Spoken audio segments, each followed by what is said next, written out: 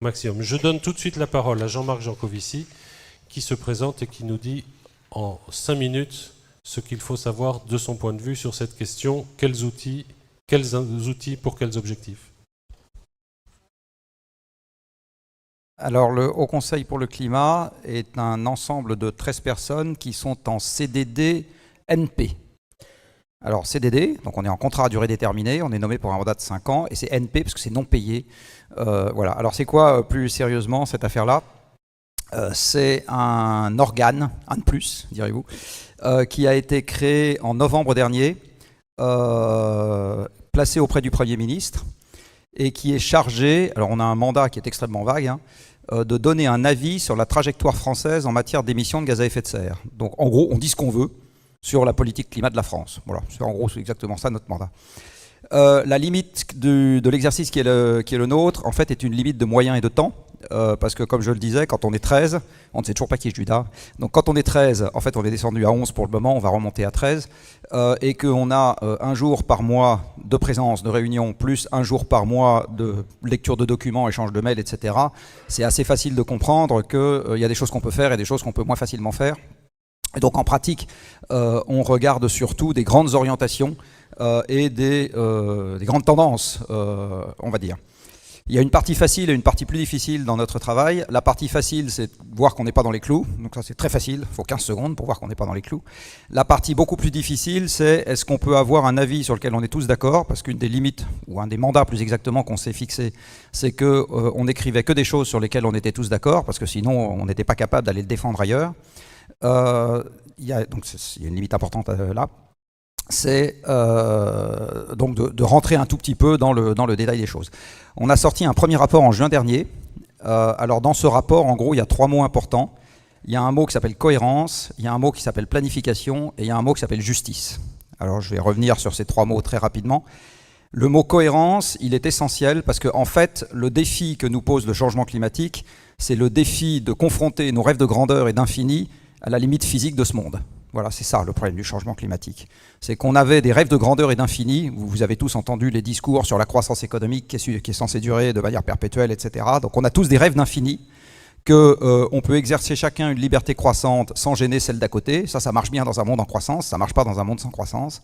Donc on est à devoir confronter la vision qu'on avait avant d'une espèce d'expansion sans limite à la difficile limite physique du monde, et notamment la limite physique sur le système climatique, qui est qu'il y a une certaine quantité de CO2 qu'on peut mettre dans l'atmosphère avant de trouver l'expérience extrêmement désagréable. Voilà, c'est ça la première chose. Et alors donc cette nouvelle limite qu'on a dans la façon de gérer nos petites affaires devient contradictoire avec un certain nombre d'autres directions qu'on avait prises. Et aujourd'hui, on a un problème de mise en cohérence, et cette mise en cohérence, en fait, ne se fera pas sans choix, c'est-à-dire sans abandon. Vous savez, le poète a dit « choisir, c'est renoncer ». Donc il y a des choses auxquelles on va devoir renoncer. Malheureusement, c'est ça la mise en cohérence. Et aujourd'hui, une des recommandations fortes de notre rapport, c'est qu'on ne se donne pas la peine de faire cette mise en cohérence, c'est-à-dire qu'on ne se donne pas la peine de se demander à nous-mêmes, au fond, qu'est-ce qu'on préfère si on ne peut pas tout avoir, hein. C'est ça le premier enseignement de notre rapport. Le deuxième enseignement s'appelle planification. Parce que la raison pour laquelle on a aujourd'hui une société qui est basée sur ce qu'on appelle les énergies fossiles, c'est-à-dire le charbon, le pétrole et le gaz, même en France, vous savez que même en France, l'essentiel de l'énergie qui alimente nos machines, c'est des énergies fossiles. Ce n'est pas essentiellement de l'électricité, c'est essentiellement des énergies fossiles, à commencer par le carburant des voitures que vous utilisez tous. Et des avions que nos amis de la Guyane ont sûrement pris pour venir ici, à moins qu'ils soient venus en kayak de mer. Donc, ce que vous avez aujourd'hui qui fait fonctionner le monde, c'est les énergies fossiles. Et donc, se passer de ces énergies fossiles, c'est changer la façon dont le monde est organisé.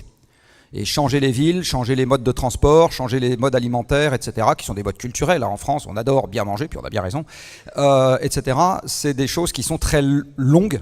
C'est très long, et donc ça demande de la planification, exactement comme dans les choses importantes de notre vie qui sont longues, par exemple élever un enfant. En général, on planifie pas, mais on essaye de faire les choses avec constance et avec organisation, et en fait la planification c'est ça. Donc là, le deuxième enseignement fort de notre rapport, c'est qu'aujourd'hui on ne se donne pas les moyens d'avoir une action qui est organisée de façon un peu cohérente dans le temps. Et puis le troisième mot, c'est justice, parce qu'il est bien évident qu'il y a un moyen très simple, par exemple, de baisser les émissions de gaz à effet de serre de 3/4, c'est de tuer les 3/4 des gens. Voilà, physiquement, ça marcherait très bien.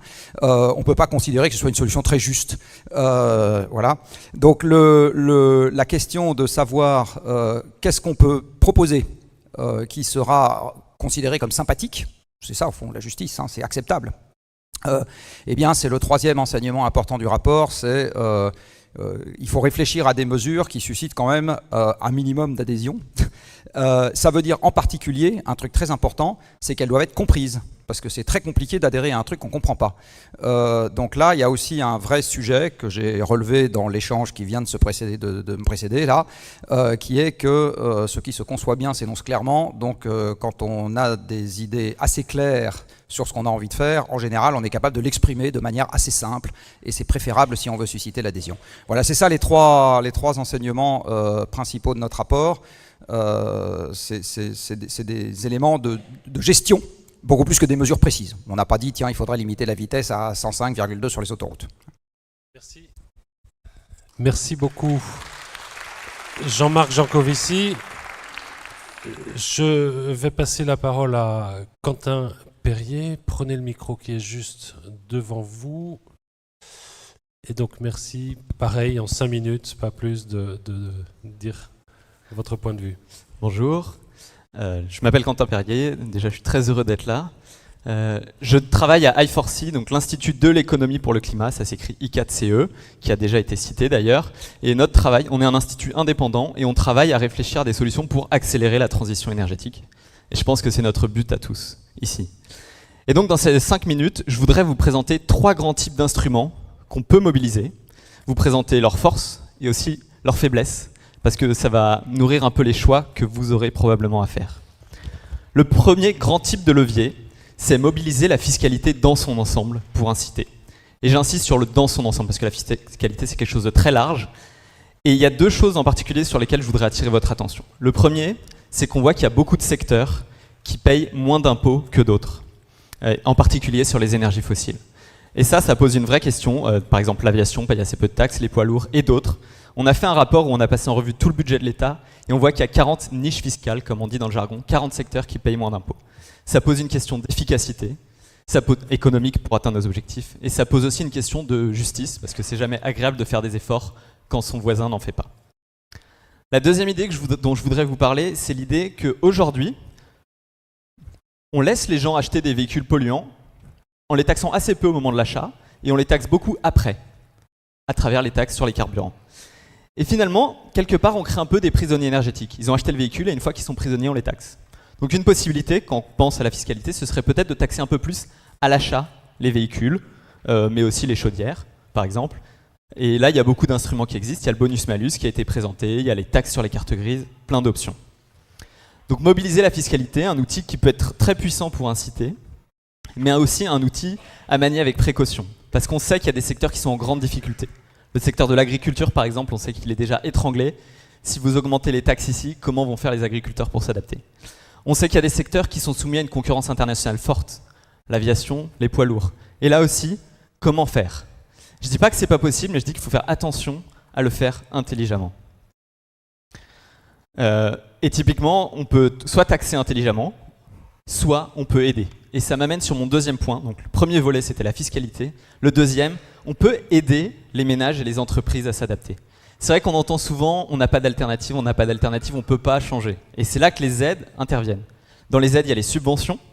On peut subventionner les citoyens pour les aider à rénover leur maison. On peut subventionner les travaux de rénovation, le changement de chaudière. Et on peut aussi proposer des alternatives en investissant. C'est-à-dire de l'investissement public dans les transports collectifs. Il faut investir dans les bus, dans les renouvelables, dans le nucléaire, dans la recherche. Tout ça pour offrir un peu des alternatives aux citoyens. On a évalué combien il manquait d'investissement pour s'aligner avec la stratégie nationale bas carbone qui a été présentée. En termes de financement public, on voit qu'il manque 7 à 9 milliards d'euros. Ça vous parle peut-être pas, 7 à 9 milliards, c'est moins que la taxe d'habitation. C'est 2% des dépenses de l'État, du budget de l'État, sans parler même du budget des collectivités. Donc vous voyez que c'est un montant qui n'est pas non plus excessif. Alors aider, oui, Mais avec, là encore, un grand point de vigilance. La question, c'est d'où vient l'argent? C'est bien de faire des subventions, mais est-ce que vous allez le faire en faisant de la dette, qui sera payée par les générations futures? Est-ce que vous allez le faire en faisant plus d'impôts, sachant qu'on voit quand même qu'il y a déjà une forme de ras-le-bol fiscal? Ou est-ce que vous allez le faire en baissant des dépenses publiques? Et là, quelles dépenses publiques vous allez baisser? La santé, l'éducation, enfin voilà. C'est typiquement le genre de choix que vous aurez à faire. Et enfin, le troisième grand levier, donc, fiscalité, aide, les normes et réglementations, bien sûr. On voit que c'est un levier qui est déjà utilisé par certaines villes qui ont décidé d'interdire les véhicules diesel à terme. Strasbourg a décidé d'interdire les véhicules diesel en centre-ville en 2025. Paris envisage de faire la même chose en 2024. Voilà, dans les transports donc. On voit aussi qu'il y a des idées d'interdire les passoires thermiques, ces logements où vraiment vous sentez le filet d'air qui passe. Et là, voilà, c'est l'idée d'inciter les propriétaires à faire des travaux. Parce que c'est vrai qu'il y a toujours cette question parfois du locataire-propriétaire. Moi, j'ai été locataire d'une passoire thermique quand j'étais étudiant. J'étais là pour 2 ans. J'avais ni les moyens, ni l'envie de changer toutes les fenêtres et la toiture. Et donc là, la norme peut être une incitation puissante à inciter les propriétaires, certes. Il faut aussi faire attention que ça lui coûte très cher à son propriétaire. Parfois, c'est des propriétaires qui habitent leur logement. C'est un jeune couple qui vient de s'endetter jusqu'au cou pour acheter sa nouvelle maison. Si vous lui dites, dans 2 ans, il faut investir 10 000 € de plus pour rénover, c'est une vraie question. Comment on fait? Et donc là, des normes, des réglementations, oui, mais attention à vraiment accompagner les ménages et les entreprises là-dedans, avec par exemple des aides et des subventions. Donc par rapport à l'objectif de moins 40% en 2030, je pense qu'on est tous d'accord qu'il faut accélérer la transition. Et j'ai donné plusieurs exemples dans le secteur des transports et dans le secteur des logements. Parce que d'après le rapport du Haut Conseil pour le climat, c'est vraiment 2 secteurs clés, 50% des émissions, où on est en retard par rapport à nos objectifs. Mais il y a d'autres secteurs, il y a l'agriculture notamment. Donc je vous ai montré qu'il y a de nombreux leviers qui peuvent être actionnés davantage, la fiscalité, les aides, les réglementations, mais attention à la façon de le faire. En parallèle, je laisserai Kathleen en parler, mais je suis convaincu qu'à terme, la question de la taxe carbone est aussi un outil utile et que tous les outils peuvent être utiles. Mais attention, il faut le faire différemment, le faire mieux. Et d'ailleurs, nous, on a regardé comment fait les autres pays à l'international. On a vu que dans beaucoup de pays, la taxe carbone a été chahutée, parfois acceptée, parfois rejetée. On en a tiré des expériences, notamment sur le fait il faut être très transparent dans l'usage des recettes. Il faut vraiment aussi accompagner les ménages, donc rendre visibles les contreparties, et puis savoir s'adapter, parce que chaque pays est différent. Donc voilà, de nombreux instruments, vous l'aurez compris, aucun n'est parfait tout seul. L'idée, c'est vraiment de les combiner. Par exemple, et moi j'aime beaucoup, c'est le bonus-malus. D'un côté, vous taxez, et de l'autre, vous taxez les gens qui achètent des véhicules polluants. De l'autre, vous subventionnez les gens qui achètent des véhicules peu polluants. Donc on combine de la fiscalité et des aides. Et d'ailleurs, on pourrait pourquoi pas étendre le bonus-malus à autre chose que l'automobile. On pourrait le faire dans l'achat de chaudière ou autre. J'ai presque fini, je finis juste. Deuxième exemple, l'histoire des secteurs qui sont plus ou moins taxés. Et ben là, on pourrait décider de les taxer tous au même niveau et d'utiliser les recettes de ces nouvelles taxes pour aider les secteurs à transitionner. Ou alors et sur les bâtiments, prévoir des normes plus strictes, mais un horizon de 10 ans par exemple, en accompagnant d'ici là. Donc vraiment la question, c'est de trouver le bon équilibre entre tous ces instruments. Merci.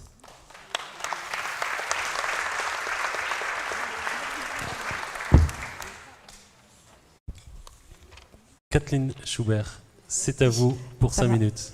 Merci. Donc, je m'appelle Kathleen Schubert, je suis professeure d'économie à l'École d'économie de Paris. J'appartiens aussi au Conseil pour le climat. Mais là, je ne vais pas parler en tant que membre du Conseil pour le climat parce qu'on n'a pas vraiment discuté de la taxe carbone encore dans le Conseil pour le climat. On n'a pas approfondi l'affaire. Donc, je vais parler plutôt sous ma casquette de professeur d'économie. Donc, ce que je veux vous dire d'abord, c'est qu'il faut vraiment être conscient de à quel point les énergies fossiles ont façonné notre civilisation, en réalité. Non seulement notre économie, mais toute notre civilisation. Et à quel point c'est dur d'en sortir. Pensez aux villes américaines, hyper étendues, avec plein de supermarchés dans des banlieues interminables, et des voitures tout le temps, personne qui marche à pied. Bon, mais changer ça, en Europe c'est un peu moins grave, mais changer ça, c'est vraiment des choses très très compliquées à faire. Donc, pour modifier en profondeur notre économie et notre façon de vivre, la taxe carbone est un instrument extrêmement puissant. Je ne veux pas dire que ce soit le seul, bon, j'y reviendrai, mais c'est un instrument extrêmement puissant, ça marche extrêmement bien. Un tout petit exemple, pensez à la assez petite différence de fiscalité qu'il y a en France entre le diesel et l'essence. Ça a produit une dieselisation du parc automobile de plus de 60%. Donc, petite différence d'impôt, ça a fait basculer le parc automobile.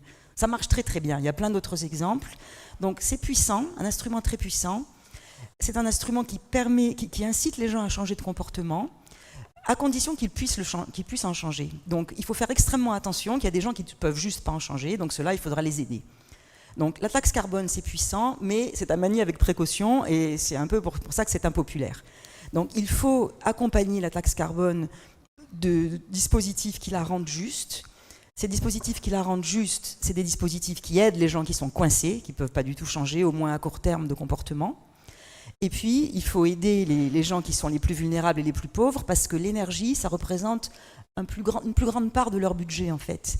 Et donc, la taxe carbone va frapper plus durement sur ces gens-là. Donc, il faut les aider, et il y a des tas de moyens de les aider. Pourquoi ? Parce qu'en fait, évidemment, la taxe carbone va rapporter des recettes. Ça va rapporter de l'argent, des recettes fiscales. Et ces recettes fiscales, il n'y a aucune raison de penser qu'elles doivent financer le budget général. On peut très bien décider que ces recettes fiscales vont être utilisées pour compenser les perdants, pour compenser les gens les plus vulnérables, pour rendre la taxe carbone juste. Voilà, donc c'est vraiment ça un message, je pense important.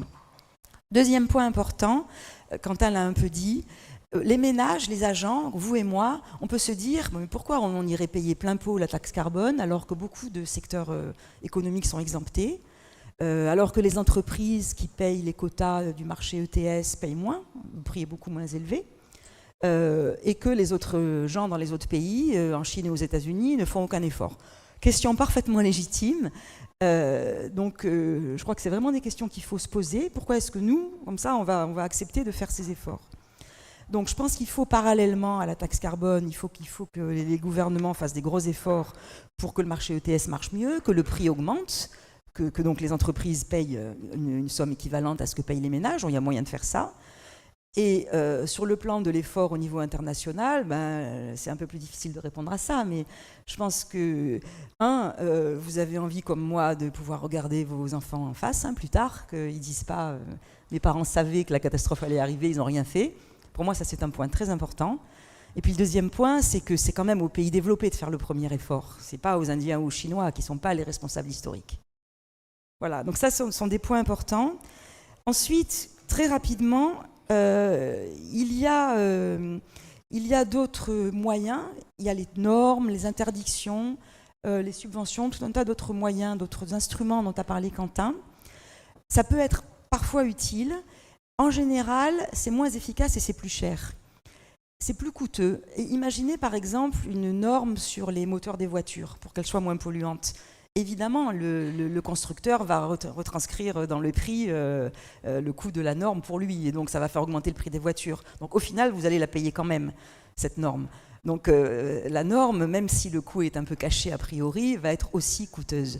Donc les ménages le voient moins, ils acceptent mieux les normes, mais il faut faire quand même très attention avec les normes, à cause de ça.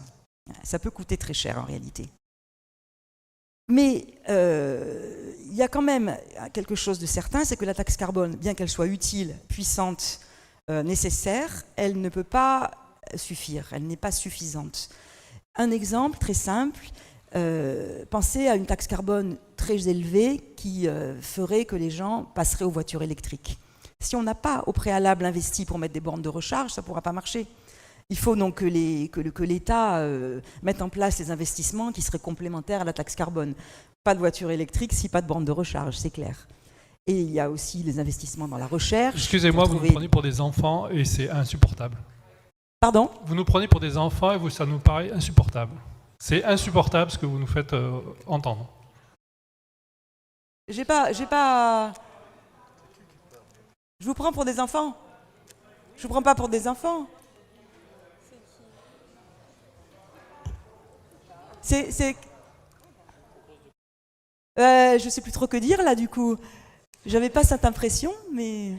Des choses que vous savez en tant qu'expert, mais pas qu'il faut mettre des prises électriques. Ça n'a aucun intérêt. On a dit que c'était une urgence climatique, on a besoin de réponses concrètes, des choses importantes.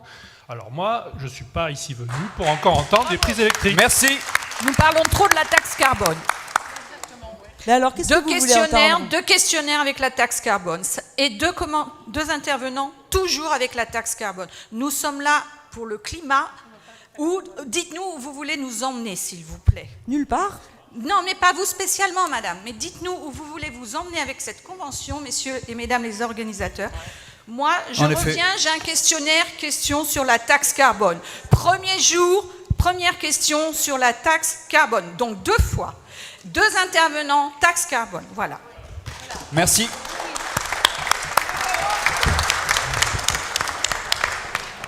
Alors, un questionnaire s'il d'ailleurs vous où on plaît, devait s'il vous répondre plaît. oui ou non, mais il n'y avait pas d'entre-deux. S'il vous plaît. Ce que Madame Schubert est en train de vous expliquer là, c'est que tout se tient. C'est pas parce qu'elle vous explique des choses simples qu'elle vous prend pour des enfants. Dans ce que nous avons à faire, il y a des choses d'une très grande simplicité et il y a des choses d'une très grande technicité. Et les deux vont ensemble. Et vous avez besoin de travailler sur les deux. C'est pas parce que c'est simple que c'est bête. Il y a des choses qui sont complexes et qui sont très utiles, il y a des choses qui sont complexes et qui le sont moins. Et indiquer que si l'État subventionne beaucoup les acheteurs de voitures pour qu'ils puissent avoir des voitures électriques, mais que par ailleurs, personne ne s'occupe de faire en sorte que ces voitures électriques puissent se recharger, c'est pas vous prendre pour des enfants, c'est simplement montrer que la subvention toute seule ne suffit pas. Et c'est ça que l'on essaye de voir cet après-midi, c'est que les instruments fonctionnent quand ils sont pris dans un ensemble, quand ils peuvent être agencés, combinés les uns avec les autres. Donc ce que je vous demande, s'il vous plaît, c'est d'écouter. Kathleen va terminer en quelques secondes, puis ensuite de poser des questions. Vous pouvez mettre en cause ce que l'on vous dit, c'est pas la question. Aucune personne qui est venue ici ne vous prend pour des enfants, qui que vous soyez. Personne. Simplement, soyez attentifs à ce qui est élevé, ce qui est compliqué et ce qui est simple. Les deux sont utiles. Kathleen, vous concluez ?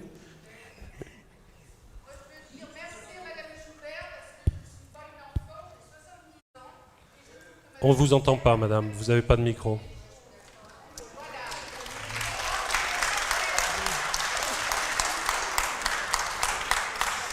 Oui, merci. Merci Madame Joubert. Effectivement, nous devons prendre position pour donner des solutions qui soient justes socialement. Et l'exposé de Madame était justement pour que nous fassions attention à prendre des mesures, à déterminer, faire des propositions qui soient justes.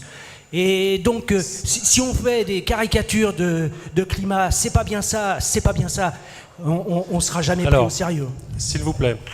À l'intention de Gilles, ce n'est pas seulement des questions qu'on doit poser, mais c'est aussi des interventions qu'on peut faire. Alors, on a besoin d'avoir une règle entre nous parce que sinon on ne va pas y arriver. Vous avez tous un micro, donc vous pouvez tous prendre la parole quand vous voulez. Parfait.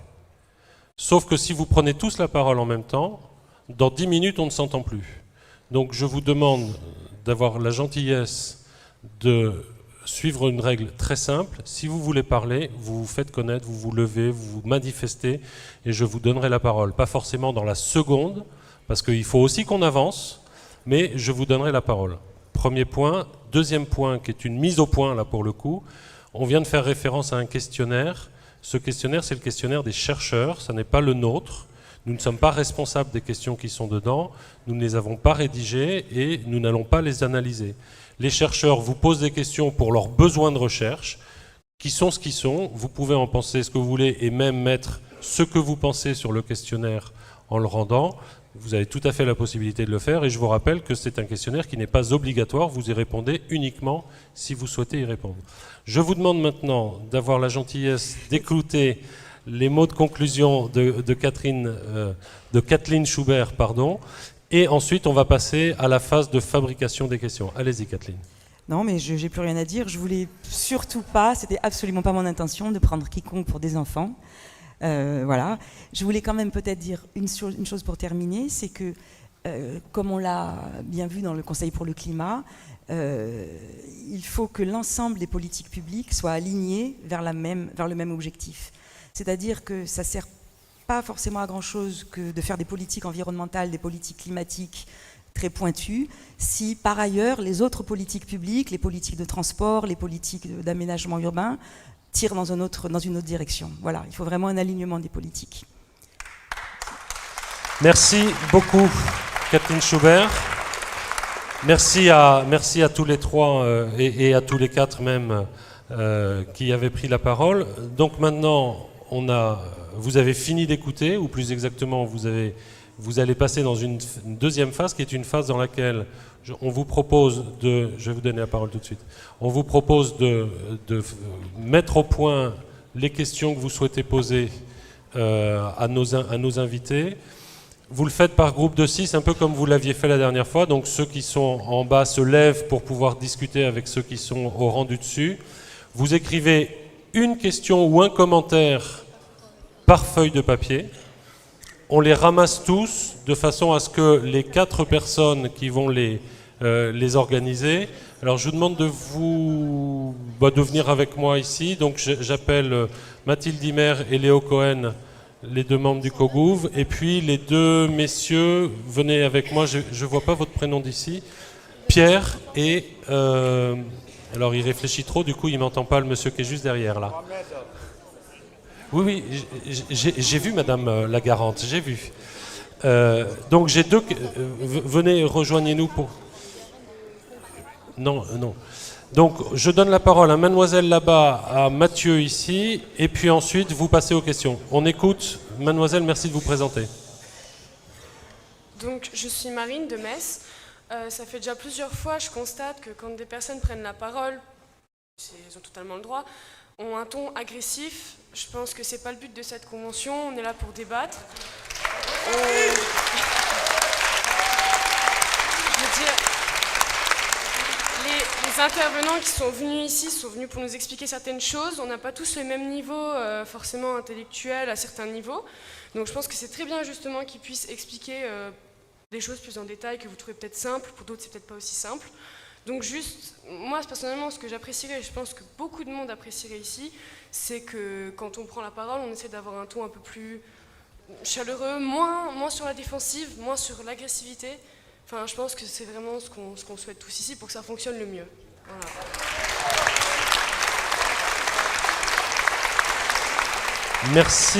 Merci beaucoup. Mathieu a la parole. Oui, Mathieu de Lyon. Moi, je voulais juste faire une petite parenthèse. Aujourd'hui, on vient nous parler de voitures électriques, alors que déjà les voitures électriques, c'est fait avec des batteries au lithium, on ne sait même pas quoi en faire. Bon, c'est pas ça le problème. Aujourd'hui, vous venez témoigner, je suis totalement d'accord avec ça, avec tout le respect que je vous dois, mais aujourd'hui, il existe de l'énergie libre, telle que la fusion froide, Jean-Christophe Dumas et plein d'autres. Ces gens-là, ils sont boycottés depuis des années, voire persécutés, on leur a tout fait perdre. Et c'est pas nous les citoyens qui sommes responsables de ça, c'est le gouvernement. Et aujourd'hui, il faut que ça cesse, parce qu'aujourd'hui, les solutions, on les a. Et il faut que ça s'arrête, tout simplement. Merci. Et il y a plein de choses, plein de brevets qui sont mis sous placard, et j'aimerais bien savoir pourquoi. Et aussi, est-ce que vous êtes, vous, contrôlé par des lobbies? Alors, contrôlé par des lobbies. Alors, merci Mathieu. Ce que je propose, c'est qu'on ne rentre pas de cette manière-là dans le débat. Hein. Donc j'entends cette remarque. Madame là-haut souhaitait intervenir. Vous intervenez, si possible, pas pour lancer le débat maintenant, mais plutôt pour dire quelque chose sur notre fonctionnement. Ou alors, on passe à la fabrication des questions par groupe de 6. Allez-y. Bonjour Annie, Île-de-France. Parlez bien devant le micro. Donc bonjour Annie, Île-de-France. C'est juste pour réagir effectivement sur l'intervention. En fait, c'est un sentiment, c'est pas l'agressivité, je pense que les gens sont authentiques et réagissent à froid. Je pense pas qu'il faille donner une interprétation à la façon de réagir. Et par contre, sur le fonctionnement, c'est pas à moi de vous dire comment ça va fonctionner, mais mon ressenti par rapport à l'intervention de Madame Schubert, elle a commencé par nous dire, je vais mettre en avant mon côté économiste, et pour faire changer aujourd'hui des attitudes en profondeur, voilà ma façon de voir les choses. Et elle est rentrée tout de suite sur la taxe carbone. Avant d'avoir un ensemble, ça veut dire en tant qu'économiste, on commence peut-être par une vue d'ensemble, il y a des choses qui vont être priorisées. Et donc c'est pour ça qu'il y a eu cette sensation tout de suite de téléguidance, parce que vous êtes rentré sur une problématique en ciblant uniquement la taxe carbone. Et je reviens sur l'exemple de Mathieu, on nous parle de l'alternative de la voiture électrique sans nous en donner toutes les mesures. Donc à la rigueur, venez dire voilà ce que je pense sur un point et je prends un exemple concret. Donc ça, je ne pense pas que ça remette en question ce que vous dites, mais ça explique aussi un peu les réactions. Merci. Merci beaucoup. Alors, donc ce que je vous propose, il est 17h29. Je vous propose de prendre 10 minutes. Je donne la consigne, je vous donne la parole et vous travaillez. Je vous propose de prendre 10 minutes par groupe de 6 pour rédiger les questions. On va passer dans les rangs pour récupérer les questions. Les 4 personnes de volontaires plus de membres du comité de gouvernance vont prendre 10 minutes, un quart d'heure pour organiser le questionnement. Et pendant ce temps-là, vous pourrez continuer de poser des questions de façon individuelle. Le jeune homme qui est là-haut a la parole pour 2 demi-secondes. Oui, alors c'est très très court. Je pose juste la question parce que en tant que lycéen, attendez, on vous écoute pas assez. Chut. Je donne la parole à ce jeune homme, vous l'écoutez et après vous travaillez. Alors je m'appelle Nicolas, je viens des Bouches-du-Rhône. J'en profite de poser une petite question parce que c'était très intéressant ce que vous nous avez raconté. Je vais être un peu sincère avec tout le monde, j'ai pas compris la moitié des trucs parce que bon, on va être réaliste. Mais du coup, je voulais poser une question qui me concerne moi et mes camarades de mon lycée dans les Bouches-du-Rhône. On a étudié l'an dernier, en fin d'année de première, les batteries, notamment un avion qui volait vers des voitures qui roulaient au vert, etc. Donc je rebondis sur ce qu'a dit le monsieur tout à l'heure au niveau des batteries lithium, etc. Donc quand on roule à l'électrique, on roule vert en France. Mais les batteries lithium, en fait, on prélève le lithium dans des pays comme la Bolivie intérieure où ça coûte cher déjà d'extraire ce lithium, on pollue, il y a les usines de raffinage, etc. Et en fait, ma question, c'était de savoir comment on va régler ça, parce qu'on nous parle beaucoup aujourd'hui des voitures électriques, que c'est l'avenir, etc. Mais pour l'instant, tout ce qu'on a constaté, c'est qu'on a délocalisé cette pollution dans un autre pays, et je voulais savoir s'il y avait une solution à ça. Merci Nicolas. Merci Nicolas. Je propose qu'on prenne cette question dans le paquet de celles qui vont être traitées par la suite et je vous demande, si vous le voulez bien, de faire comme nos amis qui sont ici, de vous mettre au travail pour 10 minutes. Je reviens vers vous à 42.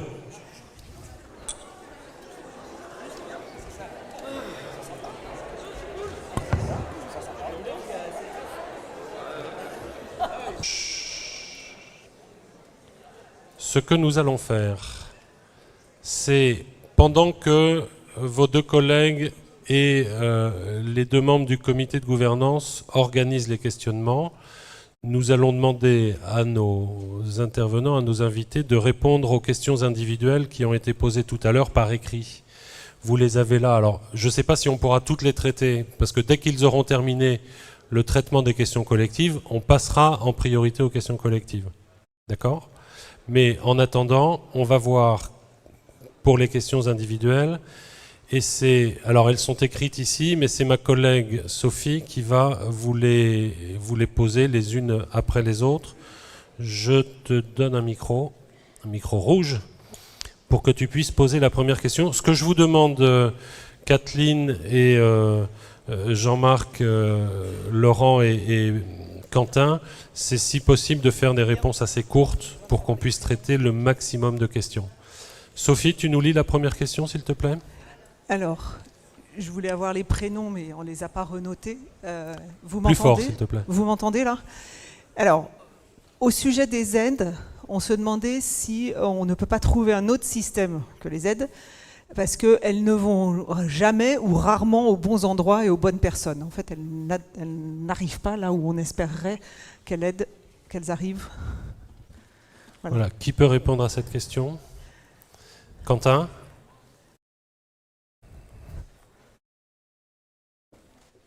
Alors, il faudrait qu'on garde tous les micros ouverts, si c'était possible, en tribune.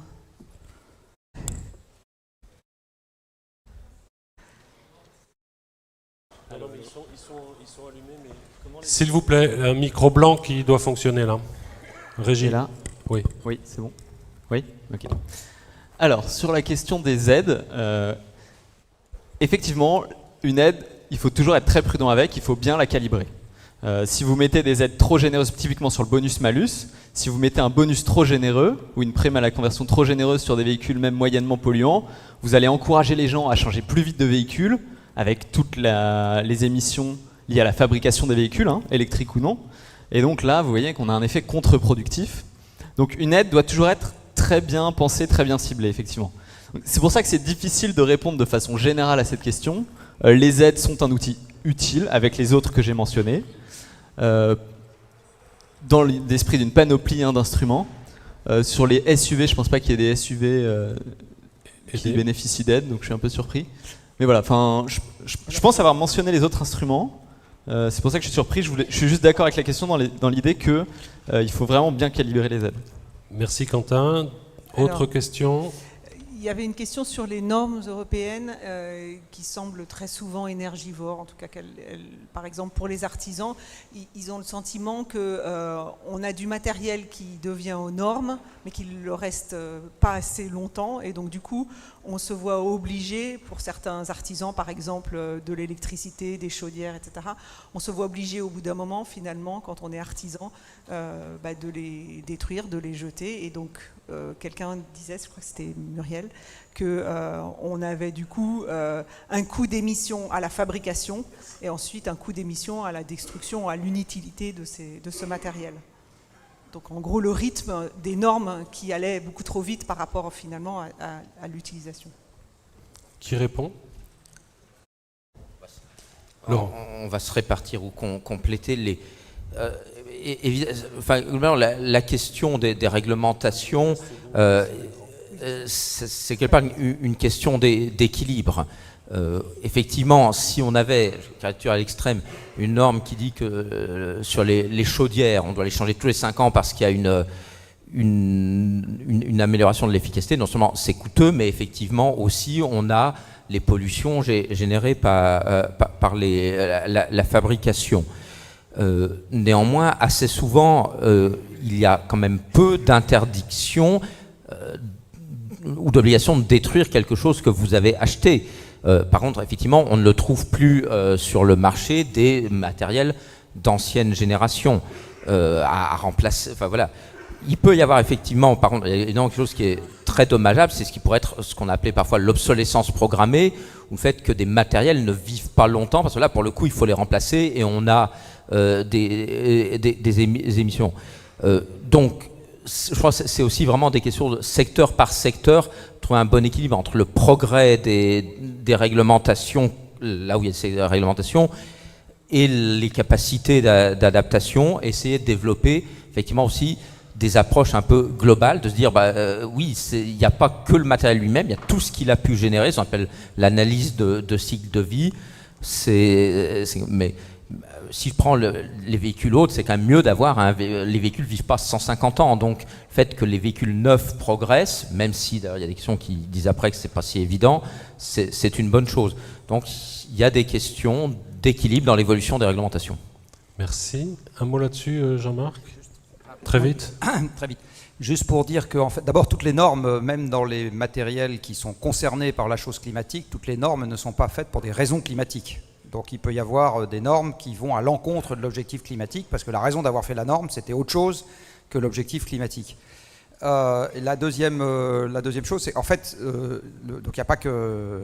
C'est même assez peu fréquent. Il y a des domaines dans lesquels, je vais prendre l'exemple des transports, le fait de désulfurer les carburants qu'on utilise pour le transport automobile engendre une surconsommation d'énergie dans la raffinerie, parce que c'est là que ça se passe, parce que pour ça, on a besoin de fabriquer de l'hydrogène qui va servir à désulfurer le carburant. Donc on gagne quelque chose sur la pollution locale, on n'a pas de soufre dans le carburant, donc on n'a pas de dioxyde de soufre dans l'émission du pot d'échappement. Par contre, on a perdu au niveau du CO2, puisque la raffinerie doit consommer plus d'énergie pour désulfurer le carburant. Alors c'est un exemple qui est très très loin de la question qui a été posée, hein. Je ne suis pas du tout dans le matériel électrique qui arrive chez vous, mais c'est juste pour vous faire comprendre que des normes, y en a plein qui sont décidées par plein de gens, et la cohérence avec le sujet climatique, elle est très rarement regardée par des gens qui édictent des normes quand ils ne sont pas directement dans le sujet, et même quand ils sont directement dans le sujet, c'est pas sûr. Merci. Alors, c'est sur cette question-là que vous voulez intervenir ? 2 secondes. Alors justement... Merci de vous présenter. 2 secondes. Alors, Éric Melin, 77.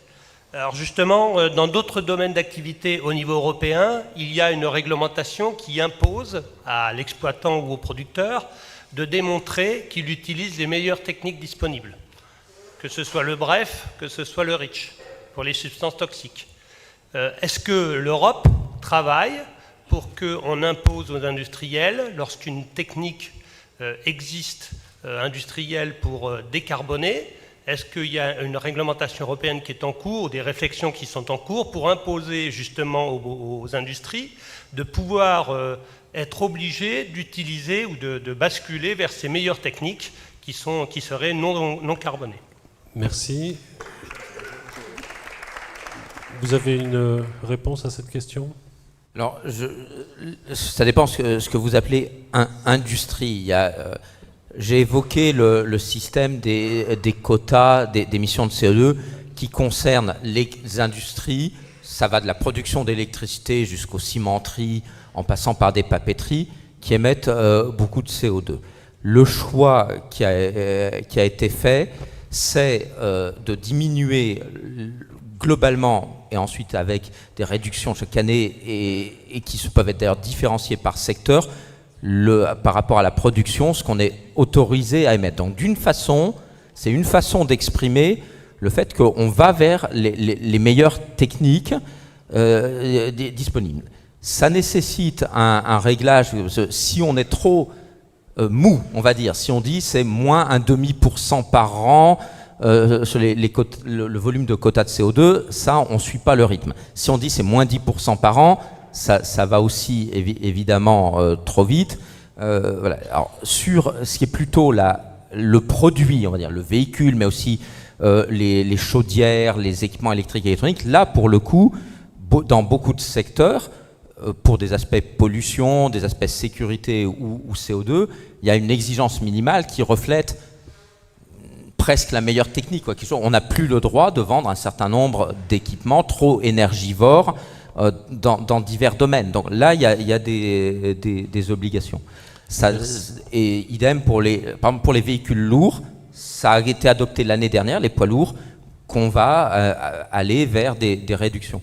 Donc il y a des choix qui font l'objet de nombreux débats au niveau européen, d'essayer de trouver un ou plusieurs instruments quand il s'agit de réglementation. Il y a pas les quotas de CO2, c'est une réglementation aussi. Parfois c'est par la technique, parfois c'est par l'objectif. Merci beaucoup. Autre question, Sophie, s'il te plaît. Alors, on va en regrouper deux. Il y a quelqu'un qui a dit, d'une part, vous parlez de l'impact carbone des importations. En fait, on a ce souci du fait qu'un grand nombre de nos entreprises ont été délocalisées ou fermées. Donc, du coup, comment se dire que c'est un problème d'avoir cet impact carbone des importations? Et d'autre part, il y a une personne qui demandait aussi pourquoi l'allocation des quotas gratuits est prévue dans le cadre d'une délocalisation des entreprises sur le marché, pour éviter que du coup elles soient trop soumises à la concurrence, pour éviter qu'elles se délocalisent. Il a été question dans votre présentation du fait qu'on pouvait éviter de leur faire payer des quotas d'émissions. Laurent. Oui, alors je vais donc continuer, prendre la dernière question, ou dire la première. J'avais évoqué, c'est la question de l'empreinte carbone, et une des réponses, mais c'est pas si simple de dire, mais effectivement une relocalisation d'une partie de production en Europe et en France peut avoir un effet positif sur notre empreinte carbone, et où il faut aussi se dire que les produits qu'on va faire pendant les 30 ans qui viennent, il faut que les usines soient là. Après, on sait qu'il y a des spécialisations par pays, il y a des différences de conditions. Je ne suis pas sûr qu'on soit capable de tout relocaliser. Mais c'est aussi avoir des choses qui soient moins obsolètes rapidement, etc. Sur les quotas de CO2, effectivement, il a été décidé au niveau européen que dans tous les émetteurs que j'ai cités, il y a des grosses entreprises, il y en a certaines qui ont une concurrence internationale telle que le prix du carbone peut peser beaucoup et donc générer un risque de délocalisation ou de concurrence vraiment très difficile. Ceux-là ont effectivement, par rapport aux quotas, ils ont un certain volume de quotas gratuits, mais ce qui ne couvre jamais 100%, et qui va de toute façon, en se réduisant Donc le législateur européen essaie de dire que quand vous êtes vraiment très exposé à la concurrence internationale, vous avez plus de quotas gratuits. Quand vous l'êtes moins, vous en avez moins, mais qu'on essaye... Et après, il y a d'autres réflexions européennes. Est-ce qu'on ne pourrait pas avoir une sorte de... certains l'appellent taxe aux frontières ou mécanisme d'action carbone, un moyen, quelque part, de demander aux produits importés d'être soumis aux mêmes standards. Mais juste pour dire que c'est extrêmement compliqué, c'est quoi le standard d'une tonne de... Enfin, si vous faites une tonne de ciment, c'est quoi son standard d'émettre en termes d'émissions de CO2? C'est des sujets qui sont évoqués. Donc là aussi, il faut essayer de trouver un équilibre, parce qu'à l'extrême, si vous dites « Ah, moi, je suis exposé au risque de fuite de carbone et j'ai ad vitam aeternam tous mes quotas gratuits sans progrès », rien n'avancera. Donc c'est une question de curseur et qui est loin d'être simple. Et on peut dire que ça n'a pas toujours été efficace, parfois trop dur, parfois pas assez dur. Voilà. Merci. Autre question? Oui, s'il vous plaît. Jean-Claude. Oui, Jean-Claude. Oui, je reviens sur les aides. Au lieu de parler d'aides et de subventions, c'est-à-dire que c'est toujours l'argent public. Donc moi, ce que j'aimerais savoir, c'est pourquoi que vous vous intéressez pas au prix de sortie de l'usine d'une voiture. Parce que, en regardant un petit peu sur Internet, ils vous disent des sorties d'usine de voitures, c'est entre 5 et 7 000 euros. Quand vous faites le tour des... Donc en essence et en diesel, ça va être 15 à 20 000 puis vous la vendent. Et une électrique, c'est 30 000. Est-ce que vous pouvez reprendre la question? Je vais reprendre. Donc, là, on parle de subventions, d'aide pour les voitures. Je peux revenir là-dessus. Donc ça, on joue avec de l'argent public, c'est-à-dire qu'on donne de l'argent. Mais moi, ce que j'aimerais savoir, c'est combien que coûte une voiture sortie d'usine au départ. Ah, le prix de production d'une voiture. Voilà, parce que là, si vous voulez, à mon avis, c'est plus qu'une culbute qu'ils font, quoi. Et donc là, ce serait mettre les industries à participer quand même. Enfin, c'est une idée. Alors, est-ce que quelqu'un sait quel est le taux de marge finalement? C'est ça qu'on demande, hein, c'est... Une entreprise qui vend des voitures, combien la voiture lui coûte à la production et du coup combien elle la vend et quelle est la différence entre les deux? Est-ce qu'on a une idée de ça? Jean-Marc, attention parce que c'est une question là, il se lance dans le vide. Oui, je me lance complètement sans filet. Traditionnellement, les coûts de distribution pour à peu près n'importe quoi, ça se promène entre 10 et 30%. Et je ne vois pas tellement de raisons pour lesquelles, pour une voiture, ça sortirait de cette fourchette. Mais peut-être que dans très exactement une demi-heure, je vais regretter de vous avoir donné cette réponse. Mais voilà, je pense que ça doit être ça l'ordre de grandeur. J'ai juste une touche. Parce que l'idée, c'est comment faire baisser le prix du véhicule, hein, c'est ça finalement. Je reviens. Vous prenez, bon, je prends pas ça parce qu'on est en France, ils ont délocalisé en Roumanie. Donc normalement, le coût de production est moins cher. Mais par contre, les voitures, moi, j'ai pas vu qu'elles avaient descendu. Dont acte. C'est pas faux.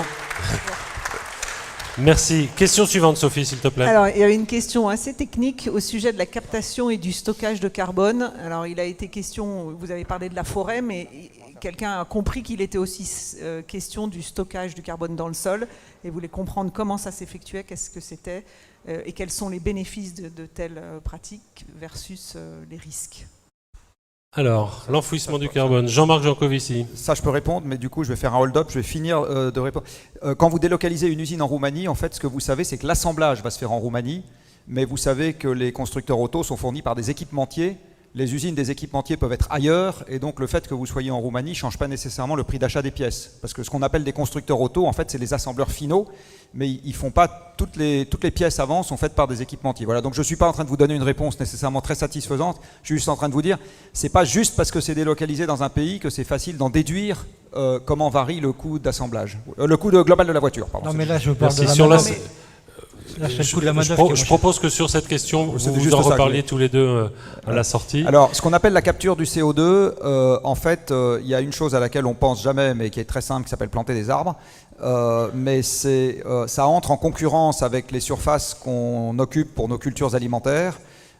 Et ça entre tellement en concurrence qu'en fait, dans une planète où la démographie augmente, c'est l'inverse qu'on fait aujourd'hui. C'est-à-dire qu'un peu partout sur la surface de la Terre, on coupe des arbres pour faire des nouvelles surfaces cultivables pour nourrir une population en croissance. Donc cette marge de manœuvre-là, pour le moment, ne marche pas trop bien, et elle marche d'autant moins bien que le début du changement climatique qu'on observe actuellement sur Terre est en train de rendre de plus en plus difficile l'existence des écosystèmes, donc des arbres. Et il y a malheureusement une publication qui est sortie il y a quelques semaines, dans la littérature scientifique qui montre que depuis 2000, la capacité des forêts dans le monde à reprendre une partie du CO2 qu'on met dans l'atmosphère s'est fortement affaiblie. Donc les puits naturels commencent à souffrir. Donc ça, c'est la manière la plus simple et la plus triviale, j'ai envie de dire. Après, il y a une manière technologique qui a été poussée en avant, qui consiste à récupérer le CO2 directement en sortie des cheminées des endroits où il y a de grosses émissions de CO2, donc les centrales à charbon, les cimenteries, etc., pour essayer de récupérer ce CO2 et de le mettre sous terre. Voilà, c'est à ça qu'on pense en général. Alors la grosse limite de ce processus, c'est que pour attraper le CO2, qui est une molécule inerte, dans la fumée, il faut dépenser de l'énergie, parce qu'il n'a aucune envie de... Voilà, c'est comme les enzymes de Coluche, là, il n'a aucune envie de venir tout seul, donc il faut l'attraper. Et il faut dépenser 30% de l'énergie qui est autrement utilisée par la centrale ou la cimenterie. Ce qui veut dire que si vous mettez ce procédé en œuvre, vous allez avoir 30% d'électricité en moins derrière votre centrale. Donc il faut voir comment est-ce qu'on répartit ces économies. Ou alors il faut réussir à mettre dans une centrale 40% de charbon en plus, et c'est très compliqué parce que la logistique du charbon, c'est un truc qui est indémerdable. Donc c'est un processus auquel beaucoup de gens pensent. Aujourd'hui, vous avez quelques prototypes qui tournent dans le monde et la probabilité que ça soit déployé à large échelle avant que vos enfants aient votre âge est malheureusement pas très élevée. Merci. Oui, Quentin, essayez le micro qui est devant vous, peut-être. Juste pour compléter un tout petit point, ça c'est les deux grandes techniques, effectivement.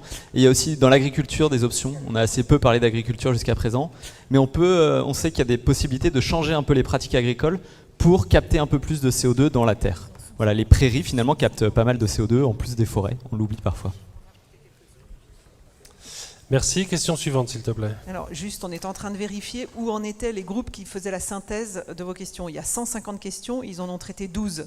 Donc, on va traiter celle-ci. Vous voyez le problème de la densité d'informations. On essaye d'être au moins transparent sur tout ce qu'on reçoit. Donc, on va prendre celles qui sont à l'écran, mais du coup, écrivez tout. Allez-y. Victor de Bourgogne. Je ne suis pas tout à fait d'accord avec vous, puisque maintenant il y a une nouvelle technique qui est sortie en Espagne, où ils récupèrent le CO2 pour créer du pétrole à base d'algues. Voilà. Ce qui rentabiliserait le système. Alors c'est aussi quelque chose qui est fait, c'est-à-dire que vous utilisez des végétaux marins, donc des algues, et vous les nourrissez en gros avec du CO2 en les mettant dans des conditions favorables. Alors ça ne vous permet pas de capturer le CO2 pour le mettre sous terre, donc de plus en entendre parler. Vous allez le mettre dans des algues qui vont vous faire de la graisse. C'est des machines à faire de la graisse, les algues. Avec ça, vous allez faire des carburants, et ces carburants, vous allez évidemment les brûler. Donc en fait, vous allez finir par mettre le CO2 dans l'air, mais vous en serez servi 2 fois, quelque part. Et effectivement, c'est une technique qui permet d'améliorer quelque part l'efficacité globale du processus. Oui, absolument. Mais pour le moment, c'est des dispositifs expérimentaux. Et en fait, le problème dont vous êtes en train de discuter, c'est des problèmes d'ordre de grandeur. C'est-à-dire, est-ce que quand on sait faire un truc, on sait en faire 1 million ? Non, mais c'est toujours ça le même problème. C'est-à-dire, quand la technologie permet de mettre au point un dispositif, est-ce que c'est très facile ou pas d'en faire un dispositif qui changera le quotidien de tous les gens qui sont ici ou pas ? C'est plus une question de volonté, je pense. Des fois, c'est aussi un problème de physique. C'est là que ça devient un kikinant. Quentin, rapidement. Et oui, encore une fois, pour compléter, parce que je vois que la question, il y avait 2 questions, en fait, c'est quels sont les bénéfices et les risques de la captation et du stockage. Alors, sur le fait de planter des arbres, il y a un vrai risque qui est la permanence. Parce que si vous payez aujourd'hui pour planter des arbres, mais qu'il y a un incendie demain, et ben voilà, tout est relâché. Donc, il faut vraiment faire attention à ça. Sur le fait d'enfouir le CO2 avec du captage et stockage un peu technologique, là, il y a vraiment la question de qui va payer pour ça, parce qu'on voit que les gens ont pas trop. Enfin, ça a été difficile de payer pour des énergies renouvelables. Alors, qui va payer pour capter du CO2 qui est dans l'atmosphère ? Bon, ça pose cette question. Plus à long terme, est-ce qu'il ne va pas y avoir des risques de fuite ? Bon, les ingénieurs disent qu'a priori c'est bon, mais on peut toujours se poser la question. Merci beaucoup. Question suivante. Excusez-moi, c'est Annie. Oui, pardon. Excusez-moi, juste pour rebondir sur ce que vous disiez. Alors, si je comprends bien, ou peut-être que je me trompe, pour vous, les projets de reforestation, c'est pas viable sur du long terme, parce que non, c'est pas du tout ce que je veux dire. Au contraire, je pense que c'est très important de ralentir la déforestation, de reforester là où il y avait des forêts, même d'afforester là où il n'y avait pas de forêt. Il faut vraiment le faire. C'est juste que dans les risques, il faut savoir qu'il y a des risques d'incendie, etc. Mais c'est clairement quelque chose qu'il faut faire. Voilà. Merci. Question suivante, Sophie. Alors, il y avait une question sur le permis d'achat d'émissions de CO2. En fait, vous avez évoqué des coûts qui allaient augmenter. On était à quelques euros la tonne et on allait vers 50 voire 100 euros la tonne. Et donc quelqu'un se demandait s'il ne fallait pas bloquer l'achat de permis d'émission en avance, parce que ça risquerait de créer des processus de spéculation sur le prix de la taxe carbone. Alors, il y a des dispositifs qui sont là justement pour empêcher ça, sachant que quand vous avez un marché à un moment, il y a toujours des gens qui sont vendeurs et d'autres acheteurs. Le dispositif a évolué ces derniers temps dans l'idée que, il l'était déjà un peu avant, mais en fait, des quotas, il n'y en a pas un nombre infini qui sont mis, entre guillemets, sur le marché chaque année. Ils sont mis aux enchères sur le marché. Ce nombre décroît et il y a, à partir de 2020 ou 2021, je ne me rappelle jamais, ça commence fin 2020 ou début 2021, pardon, je suis désolé, j'ai un trou. Il y aura même un dispositif quand on constatera qu'il y a trop de quotas au niveau européen sur le marché, on en mettra moins aux enchères pour à la fois éviter, s'il y en a trop, le prix risque de baisser, donc les gens vont moins investir, mais aussi éviter ces achats massifs de personnes où il y en aurait tellement acheté que certains achèteraient tout. Après, dans cet intervalle, il y a effectivement des gens qui peut-être achèteront plus parce qu'ils pensent avoir besoin de quotas, arriver moins à émettre, et d'autres qui vont peut-être effectivement vouloir peut-être un peu spéculer. Spéculer comporte aussi des risques, hein. Il y a une limite en volume et il y a des prix. Si les prix augmentent, vous prenez des risques quand même, hein. Mais le but, c'est effectivement pas de créer des espèces de bulles où quelqu'un ferait un énorme stock. Donc oui, il y a un mécanisme qui n'est pas parfait parce que on se dit aussi que s'il y en a qui en achètent, ça maintient le prix. Voilà, tout ça n'est pas très.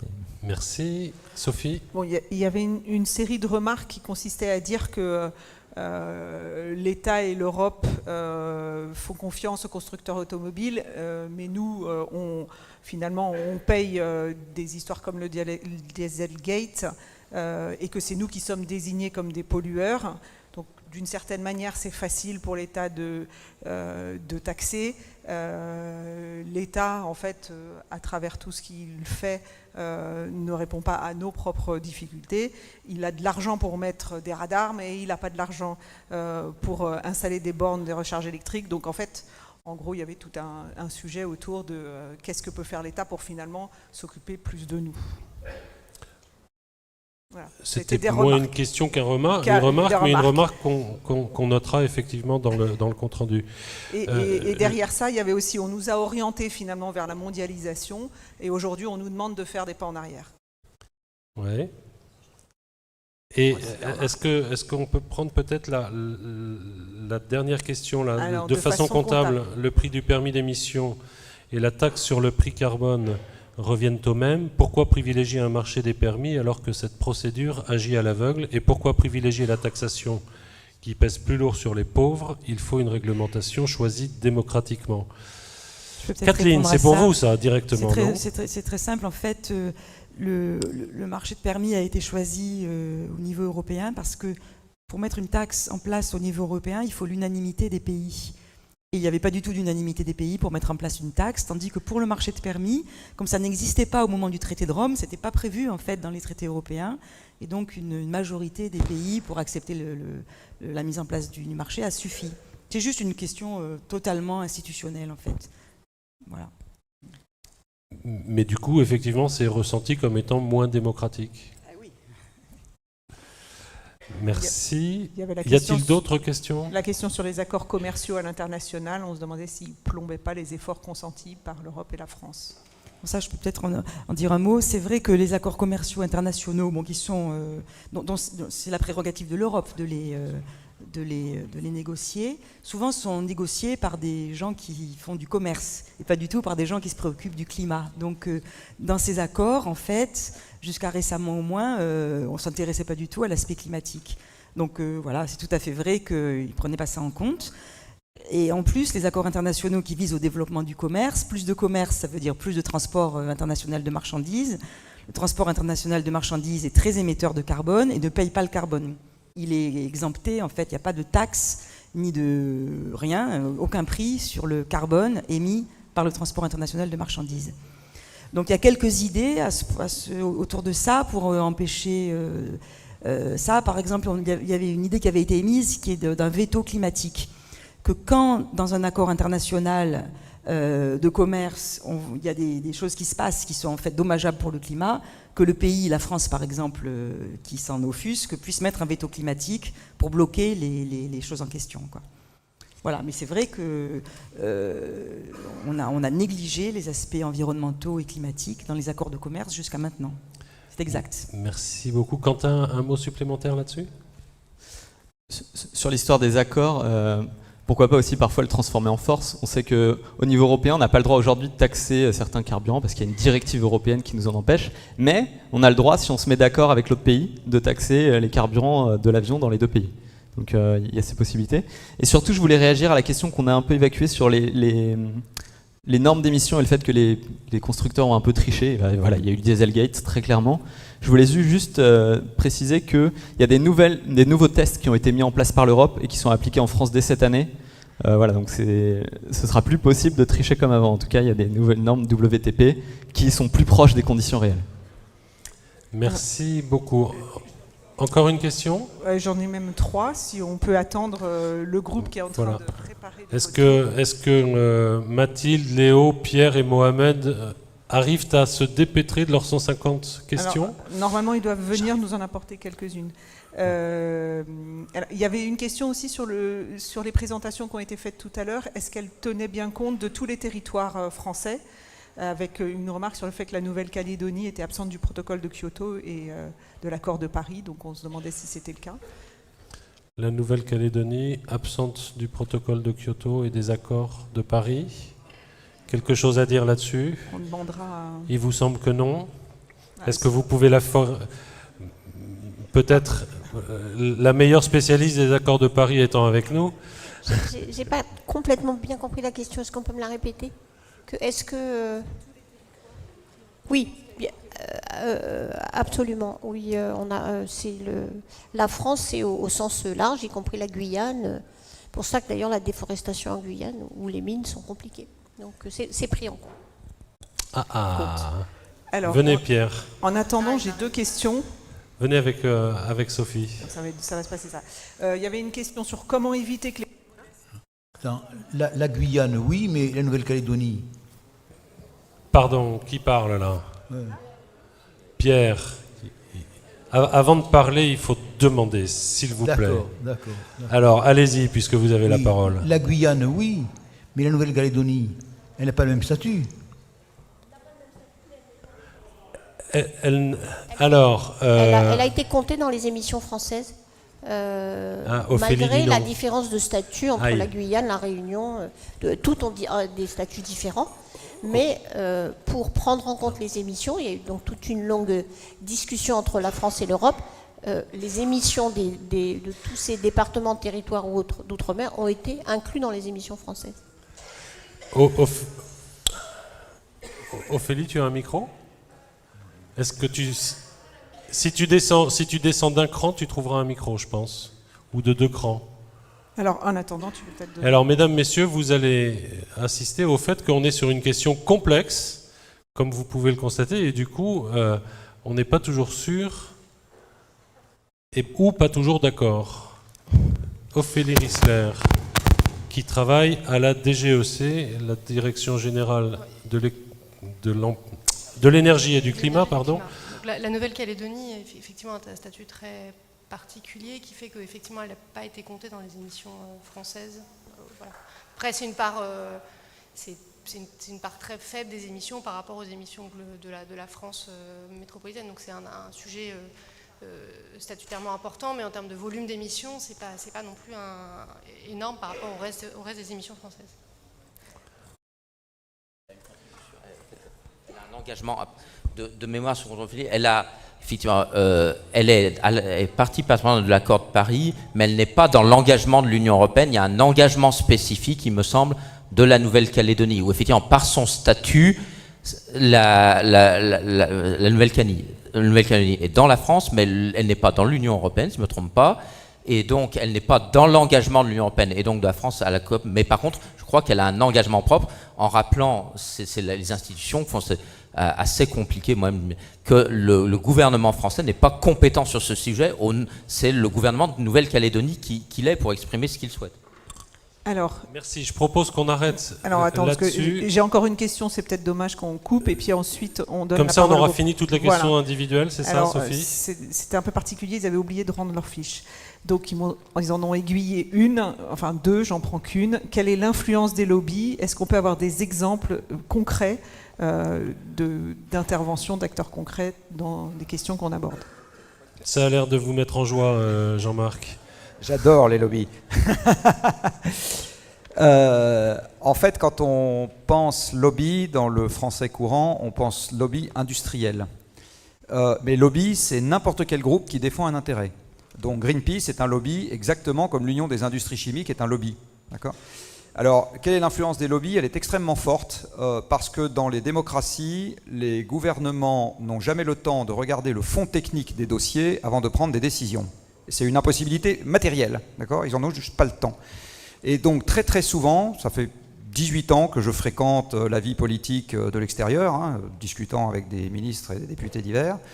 La façon dont ça fonctionne, c'est qu'il y a une prime très forte à celui qui à un instant donné rouspète le plus fort.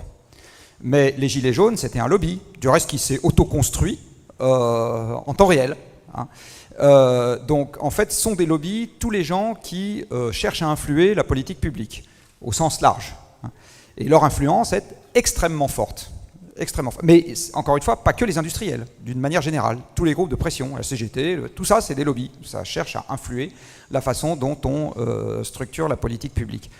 Ce qui veut dire qu'une des manières de faire progresser le débat dans ce genre de sujet, c'est d'essayer à parler à l'intérieur de tous ces lobbies, parce qu'au moment où ils prennent position, les jeux sont faits. On arrive après la bataille, et donc les débats doivent avoir lieu au sein de ces instances-là. Donc j'ai envie de retourner la question en disant tous les gens qui sont intéressés par cette question et qui le seront, je l'espère, encore plus dans quelques semaines, eh bien je vous invite à aller porter le débat dans toutes les instances auxquelles vous pouvez appartenir de l'intérieur, parce que c'est là qu'il faut prendre le temps d'en discuter et de prendre du recul sur les choses. Voilà. Mais de fait, les corps constitués sont des facteurs de pression très forts. C'est un peu moins vrai à l'Europe que dans les pays pris individuellement. Les députés européens sont un peu plus, j'ai envie de dire, un peu plus loin des pressions des politiques nationales. Ils ont un peu plus de temps, ils sont un peu moins sous les projecteurs, donc c'est globalement un peu moins vrai. Mais voilà, mais effectivement, c'est une vraie réalité, mais ça s'applique à plein d'organismes.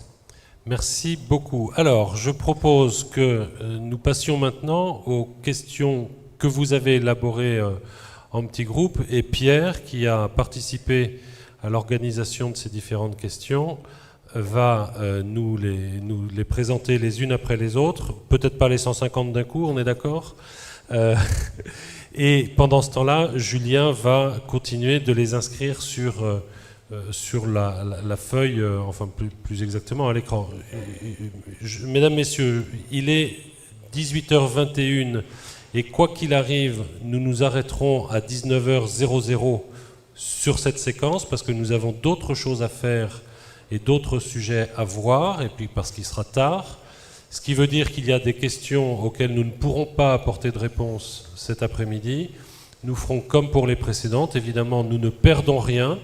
Ici, rien ne se perd, tout se transforme, et donc toutes ces questions se transformeront en réponses sous des formes que l'on va regarder ensemble, et notamment avec le comité de gouvernance, parce que vous imaginez bien que 150 questions, ça va demander un travail relativement important, donc il faut qu'on trouve le moyen le plus pratique pour vous et le plus praticable pour nous d'apporter les réponses, mais de toute façon, on vous les apportera dans les plus brefs délais.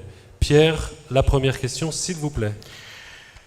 Alors, avec Mohamed, Mathilde et Léo, nous avons essayé de trié vos questions qui étaient intéressantes en fonction des items que nous allons développer à partir de demain. Donc le logement, se déplacer, la fiscalité, etc., l'économie. Bien sûr, mes collaborateurs là, continuent à dépouiller les questions. Alors, je vais commencer par le logement. Pourquoi y a-t-il des quotas qui limitent l'autonomie énergétique des habitations? Pourquoi y a-t-il des quotas qui limitent l'autonomie énergétique des habitations? C'est comme ça qu'on nous a... C'est comme... Je crois que c'est une question par rapport à aux limitations des puissances qu'on peut avoir en autoconsommation électrique. Voilà. Je suis coincé, n'étant pas le meilleur expert de ma direction sur ce sujet pointu. Propose effectivement on apporte des réponses, sachant qu'on a quand même développé un certain nombre de systèmes, dont les compteurs intelligents, qui permettent justement à la fois de consommer sa propre électricité et de l'injecter quand on en a trop. Et il y a effectivement, je crois, une limite technique qui est peut-être à revoir, mais je ne saurais pas vous en dire oui, plus. mais c'est beaucoup plus global. La question, elle va aussi au social, et elle va aussi à ce qu'a dit le jeune homme là. C'est l'autonomie d'une maison énergétiquement parlant.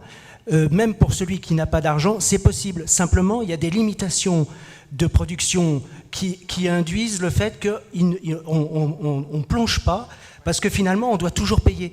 Alors que si les limitations étaient bien au-delà, c'est-à-dire s'il n'y avait aucune limitation, eh bien, dans la production d'électricité serait compris le prix des panneaux, le prix de l'installation, le prix de l'énergie que consomme la maison et son isolation, sa rénovation énergétique. Tout ça, si c'était globalement possible, moi, ça fait 20 ans que je serais à ce moment-là producteur d'électricité. Ça fait 20 ans que ça fait mon 3e devis là, depuis la nouvelle norme de 2018. Et ça, c'est un exemple très concret dans la population. Il y a une sorte de fatalisme qui dit ben, finalement, on nous demande d'être écologique, mais on nous en permet. Moi, je ne veux pas gagner de l'argent avec la production, mais je veux que ma maison soit autonome.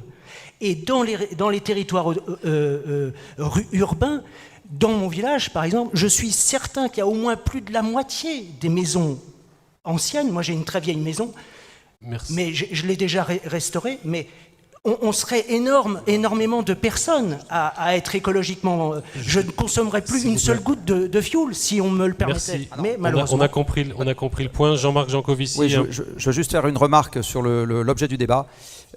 Il se trouve qu'en France, utiliser de l'énergie solaire plutôt que de l'énergie de réseau, surtout si on a une batterie derrière, ne fait rien gagner sur les émissions. Donc c'est un débat qui est hors climat. C'était juste ça que je voulais faire remarquer. C'est hors climat.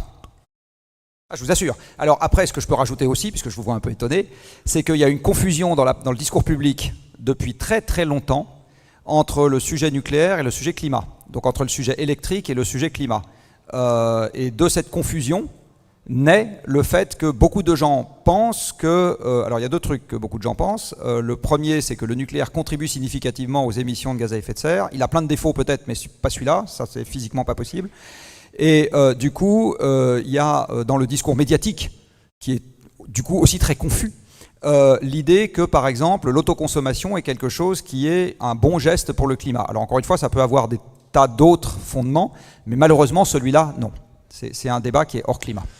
Merci beaucoup. Pierre, une autre question, si possible, dans un autre groupe thématique. Très bien. Un sujet qui est brûlant, la fiscalité, l'économie. Qu'est-ce qui bloque pour donner un prix plus élevé aux ressources naturelles? Quels sont les freins au fait que les ressources naturelles n'aient pas leur prix finalement peut-être un peu plus en adéquation avec leur vraie valeur, on va dire? Alors, on va demander à une pure économiste si vous me permettez ce qualificatif, et puis Quentin aussi vous dira un mot à ce sujet. Allez-y, Kathleen. Dans ce qui bloque, c'est... Parlez bien proche du micro. Je pense que ce qui bloque, c'est qu'il y a quand même, de façon générale, une réticence à rajouter des impôts. Donc rajouter des impôts encore sur les ressources naturelles, sur le carbone et compagnie, bon, ça c'est une partie quand même importante. Donc je pense qu'on se dit on devrait pouvoir y arriver autrement sans alourdir la fiscalité. Donc c'est pour ça que ce que j'aurais tendance à dire, c'est que si on fait payer davantage les ressources naturelles en mettant des impôts ou le carbone, il faut rendre cet argent d'une façon ou d'une autre aux gens. C'est ce que j'essayais de dire tout à l'heure. Il ne faut pas que ce soit un alourdissement de la fiscalité, il faut que ce soit simplement une façon de faire payer un vrai service qui soit rendu aux gens, si possible en fonction de leurs revenus, pour que ce soit fait de façon juste, ou de leur localisation géographique, ou de leurs équipements, etc. Voilà, donc je pense qu'en fait, ce qui bloque, c'est un manque de transparence qu'ont eu les gouvernements peut-être, et d'explications, et de... bon, alors, voilà. Kathleen, est-ce que vous pouvez redire la même chose, mais peut-être de façon différente, parce que la dame là me dit qu'elle a rien, qu'elle a pas compris. Personnellement, je ne sais pas les autres, mais j'ai pas compris la question. Hein. Ah, vous n'avez pas compris la question, d'accord. Qu'est-ce qui bloque pour d'accord. donner un prix plus élevé aux ressources naturelles? Qu'est-ce que ça veut dire? Je suis peut-être bête, hein, mais pas du tout. Ça me parle pas du tout. Hein. Pas du tout. Quel est le groupe qui a inventé cette question? Guy a la parole. Oui. Vous avez 20 secondes pour vous justifier. C'est Guy de la Haute-Vienne, ça va être très rapide. En fait, les ressources naturelles sont gratuites. Et donc, la question que je voulais poser, c'est quel prix vous pouvez donner à ces ressources naturelles pour que tout le monde, dans le monde, mais notamment en France, puisse avoir le vrai prix du produit qu'on achète. Et pas simplement son prix de transformation. Oui. Alors là, j'ai l'impression que c'est une question d'économie fondamentale, non? Non, mais je crois que la réponse, je refais la même réponse en fait. fait. C'est ce que vous avez dit. Je refais la même réponse, c'est qu'en effet, il faudrait leur donner un prix parce que certaines d'entre elles n'ont pas de prix de marché, donc il faudrait, celles qui n'ont pas de prix de marché, au moins, il faudrait leur donner un prix, mais sauf qu'on n'y arrive pas parce qu'on ne s'y prend pas bien en réalité. On s'y prend pas bien, on n'aime pas les impôts. Je voudrais juste compléter rapidement, on a parlé tout à l'heure de taxes à rajouter, je dis simplement que ce n'est pas une taxe qu'on rajoute. C'est une valeur qu'on donne à la base au produit, et cette taxe à la fin, la taxe carbone que vous voulez rajouter, ça c'est une taxe. Mais là, c'est donner une valeur au produit naturel. C'est autre chose. Alors, Jean-Marc matérialise le prix, quand il n'y a pas de prix de marché. Jean-Marc Jancovici va donner un exemple. Je vais vous donner un exemple à partir de la maison de Thomas Pesquet. Vous connaissez Thomas Pesquet? Alors oui, la maison en haut, oui, c'est sa maison de vacances, là, celle où il va de temps en temps. Alors Thomas Pesquet va de temps en temps en vacances dans l'espace. Est-ce que vous savez combien coûte la Station Spatiale Internationale? Elle coûte 100 milliards de dollars. D'accord? 100 milliards de dollars. Bon. Est-ce que vous savez, c'est un F, je ne sais pas combien, on tient à 6. D'accord? Donc ça veut dire que la Station Spatiale Internationale vaut 15 milliards de dollars par personne. Vous êtes d'accord? À quoi elle sert, la Station Spatiale Internationale? Elle sert à ce que dans un endroit où vous ne pouvez pas respirer, où il fait très froid, parce que là où il est à cette altitude, il fait très froid, on puisse au moins respirer et ne pas mourir de froid. D'accord? C'est les deux choses auxquelles ça sert. Ça sert aussi à recycler de l'eau, et je ne vous dis pas d'où elle vient, évidemment. Donc ça sert à juste 3 choses. Alors vous dites, la planète Terre, elle fait tout ça pour nous. Elle nous a donné une atmosphère qu'on peut respirer. Il fait ni trop chaud, ni trop froid. Enfin, il faut un petit pull en ce moment, mais globalement, ni trop chaud. Donc on peut dire que la planète Terre vaut au moins 15 milliards de dollars par personne. Au moins. D'accord? La planète Terre, aujourd'hui, on en mange au moins 1 pour 1000 par an. D'accord? On diminue les stocks de poissons, on diminue les stocks de pétrole, on met du CO2 dans l'atmosphère, on diminue les stocks de forêt. Quand vous regardez, il y a au moins 1 pour 1000 de la planète qu'on mange chaque année. Alors 1 pour 1000 de 15 milliards, ça fait 15 millions. Vous êtes d'accord? Donc le vrai coût de la nature, moi je vous le chiffre au moins à 15 millions par an et par personne. Il faut savoir qu'en moyenne mondiale, la production économique, c'est pas 15 millions, c'est 15 000 dollars par an et par personne. Donc le vrai coût de la nature, c'est peut-être au moins 1000 fois ce qu'on gagne. Donc il n'y a pas de réponse économique, c'est là que je voulais en venir avec cet exemple. Il n'y a malheureusement pas de réponse économique à ce problème. Et il y a quelqu'un qui m'a dit un jour, on n'arrivera jamais à résoudre le problème du changement climatique en rentrant par l'économie. Ça doit devenir un problème éthique. Dit autrement, on doit se dire, on n'en veut pas. Et à ce moment, on adapte l'économie. Et si l'économie doit nous offrir un peu moins, parce qu'il y a un peu moins de bombes de lac et de vêtements, on fait avec parce que le bénéfice est tellement important à nos yeux qu'on a envie de le faire. Mais il y aura jamais, l'économie ne pourra jamais être autre chose qu'un instrument pour l'action. Et jamais un instrument de justification. Voilà, c'était ça que je voulais dire.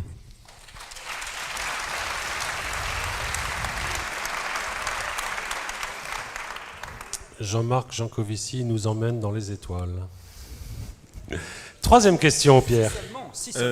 Pardon. Alors l'item se déplacer. Allez. Est-ce que les normes évoquées par Madame Schubert comme éventuellement dangereuses par rapport au prix d'achat final, par exemple pour une voiture, ne seraient pas au final un tremplin, une incitation à l'innovation, donnant une démocratisation de technologies plus propres? C'est un peu complexe comme question. On l'a lu, on s'est concerté, on a décidé de la laisser telle qu'elle était parce qu'on avait du mal à la reformuler, on va dire. Je pense que oui, c'est vrai que les normes peuvent inciter à produire des technologies plus propres, ça tout à fait, j'ai pas dit le contraire d'ailleurs, je pense que c'est exact. Simplement, on peut obtenir aussi des incitations à faire des technologies plus propres par la taxe. Pourquoi? Parce que la taxe, ça donne un business model, disons, aux activités propres. Parce que sans elle, tant que les activités à base de fossiles sont pas chères, il n'y a pas vraiment d'incitation à produire des biens propres et des biens verts. Donc, la norme, ça peut donner une incitation à l'innovation verte, la taxe aussi. Voilà. Merci. Excusez-moi, juste une question. Oui. Je suis là.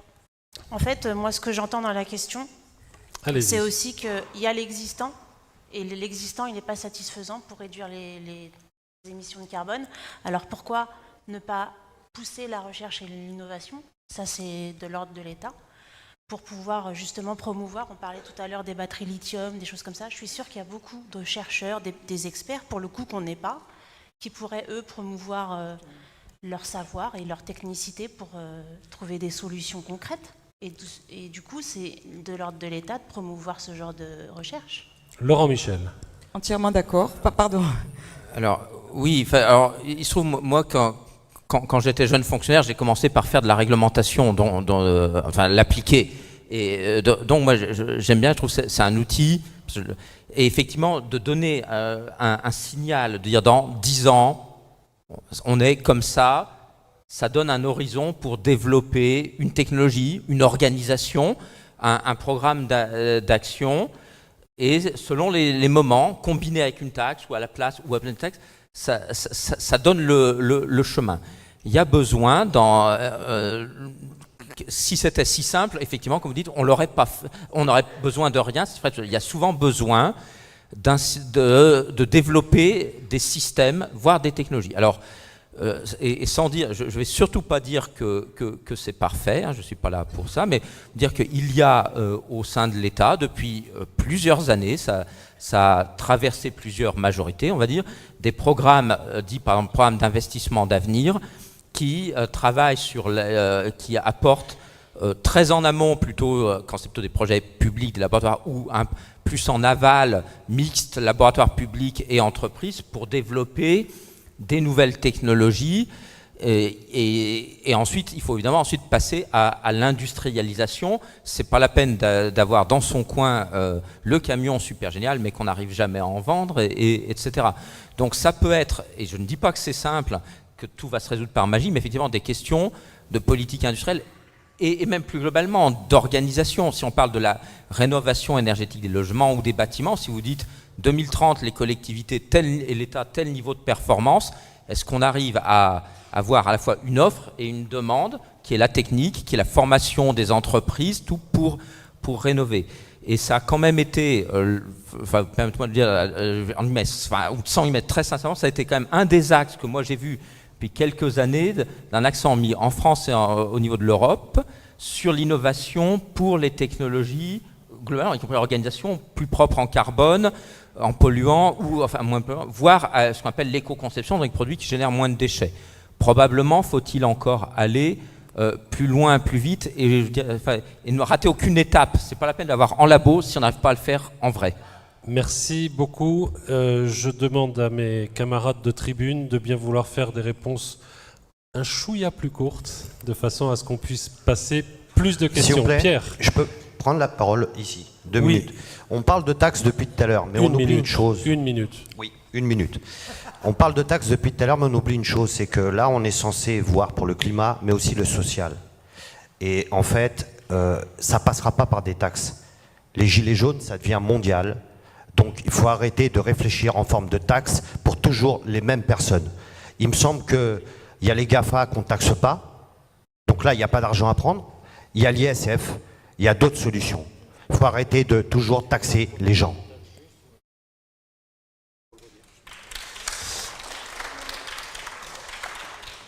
Vous voulez dire un mot là-dessus, Quentin? Je voudrais ajouter quelque chose. Là, c'est Yolande. Oui. Je voudrais juste ajouter quelque chose. Il y a aussi 500 niches fiscales qui représentent 100 milliards d'euros. 500 niches fiscales. Enfin, je crois que ça a baissé un petit peu. Mais je crois qu'il y en a eu une vingtaine de supprimées là. Mais voilà, il y en a de l'argent. Il y en a de l'argent. Et effectivement, la lutte contre la fraude fiscale, Google, Amazon, etc. Il faut aller le chercher, l'argent. Il faut du courage politique, c'est tout. Quentin, Kathleen et Quentin, 2 mots là-dessus. Je peux juste dire un petit mot. Bon, moi, je crois aux pollueurs-payeurs, quoi, fondamentalement. Donc, bah oui, les plus grosses entreprises qui polluent simplement, sont celles qui... les entreprises et les ménages, pareil. Je crois aux pollueurs-payeurs. Je pense juste qu'il faut rendre les choses justes. C'est-à-dire que cet argent, il faut le rendre aux gens qui sont vulnérables et qui sont dans la difficulté pour changer leur comportement. Alors, un mot de réponse. Allez-y, dites ce que vous voulez dire. Je dis, les gens, ils sont dans la difficulté. À l'heure actuelle, il y en a qui ne mangent pas, ou très peu. Donc, ils sont obligés de prendre leur voiture pour aller travailler. Donc voilà. Et je pense qu'il y a d'autres formes de taxes à prendre sur des gens qui ont de l'argent. Voilà. Il y a plein de gens qui sont dans la difficulté, mais il y en a aussi énormément qui ne le sont pas. Les gens qui achètent des gros SUV et qui roulent énormément, ils peuvent faire un petit... Alors à ce moment-là, il faut diriger les taxes vers ces gens-là. Et quand on achète une voiture, on fournit ses impôts. Et on sera taxé là-dessus. Alors, Quentin, puis Jean-Marc, s'il vous plaît, très court. Même l'exercice est difficile, mais c'est important. Une réaction à 2 questions. Il y a eu donc la question de, finalement, il n'y a pas que le climat, il y a aussi le social, je suis tout à fait d'accord. Et je rajouterais, il n'y a même pas que le climat, il y a l'environnement de façon générale. Et quand j'ai parlé du fait que, par exemple, certaines villes interdisent les véhicules diesel, c'est bon pour le climat, mais c'est aussi extrêmement bon pour les particules fines, parce qu'on sait qu'en centre-ville, il y a beaucoup trop de particules fines. Et de penser à des solutions qui sont bonnes pour le social et pour la santé, on peut avoir des propositions beaucoup plus fortes qui vont dans le bon sens. Donc je pense qu'il ne faut pas hésiter à étendre un peu le spectre. Et sur la question des niches fiscales, on a passé en revue le budget de l'État, I4C, donc je suis tout à fait d'accord avec vous. Et je dirais, il y a même en particulier 16 milliards de niches fiscales défavorables au climat. C'est-à-dire des taux réduits pour des entreprises qui font qu'elles ne sont pas trop incitées à réduire les émissions. Et donc c'est là où peut-être des idées d'aider, mais différemment, aider sans supprimer l'incitation, aider autrement qu'avec des taux réduits sur les taxes fossiles, pour le dire autrement. Et là, il y a effectivement des recettes possibles. Finalement, ce que nous montrent aussi nos estimations des investissements, je le répète, mais c'est 5 à 7 milliards par an qui manquent. C'est pas tant que ça. Pour mettre en perspective, la taxe d'habitation, c'est 17 milliards, j'ai lu dans les décodeurs, dont 8 milliards pour la part sur les 20% les plus riches. Donc vous voyez qu'on est dans des ordres de grandeur, encore une fois, qui sont pas excessifs. L'enjeu est difficile, très difficile, mais les montants finalement sont pas si exorbitants. Merci. Jean-Marc ? Oui, moi je voudrais dire 2 choses, une qui va vous plaire et une qui ne va pas vous plaire. La chose qui ne va pas vous plaire, c'est qu'aujourd'hui, les émissions d'un Français moyen, alors évidemment, les vôtres et celles de Bernard Arnault ne sont pas les mêmes, mais les émissions d'un Français moyen, c'est 10 tonnes équivalent CO2 par an. D'ici à ce que vos enfants aient votre âge, il faut que ça descende à 2. Alors vous comprenez qu'il faut assurément taper sur les riches, mais ça ne suffira pas, comme disait l'autre. Donc tout le monde va devoir prendre sa part à l'effort. Donc ça, c'est la très mauvaise nouvelle, c'est que malheureusement, tout le monde va devoir faire quelque chose. Là où je suis tout à fait d'accord avec vous, c'est qu'il ne faut pas demander un effort si les gens n'ont pas d'alternative. Donc les taxes sur le tabac, vous avez une alternative, c'est d'arrêter de fumer. Elle n'est pas facile, mais vous avez une alternative. Bon. On voit les anciens fumeurs, hein. Même moi, j'en fais partie. J'ai pas fumé longtemps. Mais donc, quand chacun doit prendre sa part à l'effort, pour appeler un chat et te mettre les pieds dans le plat, ça veut dire qu'on va devoir gérer une restriction. C'est très clair. C'est très exactement ça dont il est question. On a le choix de l'instrument, donc c'est ce qui a été expliqué derrière, et en fait c'est évident qu'il faut combiner tout ça. Donc il faut dans le même temps taxer à l'achat les voitures pour éviter que les gens achètent des grosses voitures, parce que les gilets jaunes, s'ils sont en position d'acheter une voiture, ce qui n'est pas toujours le cas, enfin de temps en temps ils en achètent bien une puisqu'ils en ont une, on peut les mettre en position d'acheter celle qui consomme le moins possible, et ça continue à suffire quelque part pour aller au boulot, qui est un truc absolument indispensable. On ne peut pas demander à quelqu'un de renoncer d'aller au boulot au motif que l'essence est trop chère. Ça, je suis tout à fait d'accord avec vous. Donc il y a cette fiscalité-là. Et il y a également des mesures d'accompagnement. Alors, les mesures d'accompagnement, on peut aussi les choisir. Donc, il n'y a pas juste le prélèvement, il y a la mesure d'accompagnement. Tout à l'heure, Laurent Michel parlait du plan vélo. Alors, je vais être très agréable avec lui. Le plan vélo, aujourd'hui, c'est 1 km de piste cyclable par département et par an. D'accord? Donc, comme disait l'autre, je me marre. Bon. Bon. Et dans le... Voilà. Voilà, avec l'accent. Donc on peut aussi choisir là où va l'argent, et là je suis parfaitement d'accord avec une chose qui a été dite tout à l'heure, de l'argent il y en a plein, simplement il va falloir qu'on choisisse les pistes cyclables, ou les ronds-points, ou la 5G, ou je sais pas quoi, donc il va falloir qu'on se mette d'accord entre nous, et qu'on dise on fait des choix, c'est ce que je disais tout à l'heure, on est vraiment à l'heure des choix. Mais ce choix, l'heure des choix, n'exclut pas le fait que malheureusement, tout le monde va devoir prendre sa part à l'effort, c'est pour ça qu'au sein du Haut Conseil on a parlé de justice. La justice, c'est que l'effort soit perçu comme légitime par l'essentiel de la population. Je dis bien légitime.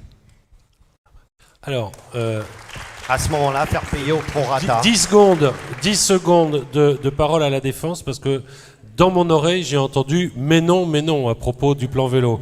Donc, la parole à Laurent Michel. Non, mais je suis pas...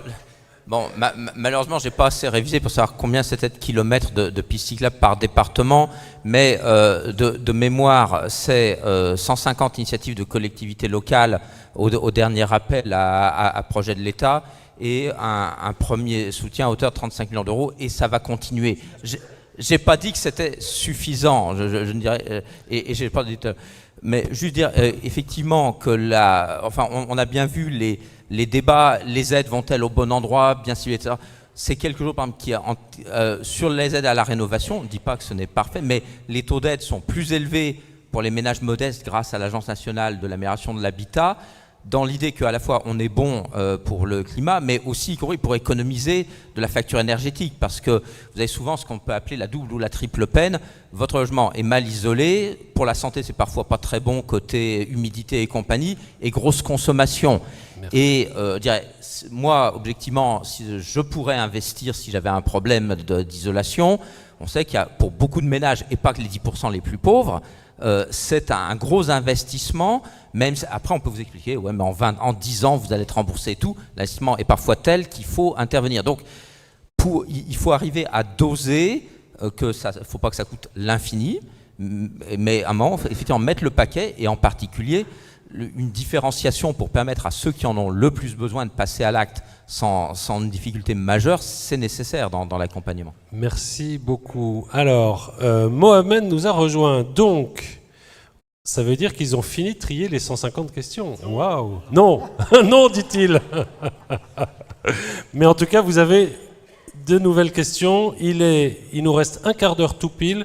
On essaye de faire au moins 5 questions dans ce quart d'heure. Allez-y. Bonjour, moi c'est Diallo Mohamed, je viens de la ville du Mans. Selon la synthèse que nous avons faite, nous avons des questions très pertinentes. La première, pourquoi égaliser le droit à polluer? Et la deuxième, pourquoi ne pas taxer plus l'achat de gros SUV? Alors, qui veut répondre à ça? Jean-Marc sur la première, sur la deuxième? Ah, vous battez pas pour la deuxième. Alors, Quentin, sur la deuxième et sur la première aussi, il faudra une réponse. Alors effectivement, vous avez sans doute entendu parler du fait que les ventes de SUV augmentent en France et même au niveau mondial. Hein. Je crois au niveau international, je crois que les ventes sont passées de 20% des ventes de véhicules à 40% en l'espace de 10 ans, c'est énorme. Donc des véhicules plus gros, plus polluants. Et forcément, ça pose la question du juste niveau de taxe. On a un objectif européen de viser 95 grammes de CO2 par kilomètre pour les véhicules l'année prochaine. Et on a un bonus-malus qui, lui, ne taxe que les véhicules au-delà de 110 grammes de CO2 par kilomètre. Donc vous voyez qu'on a des objectifs nationaux qui ne sont pas tout à fait raccords avec les objectifs européens.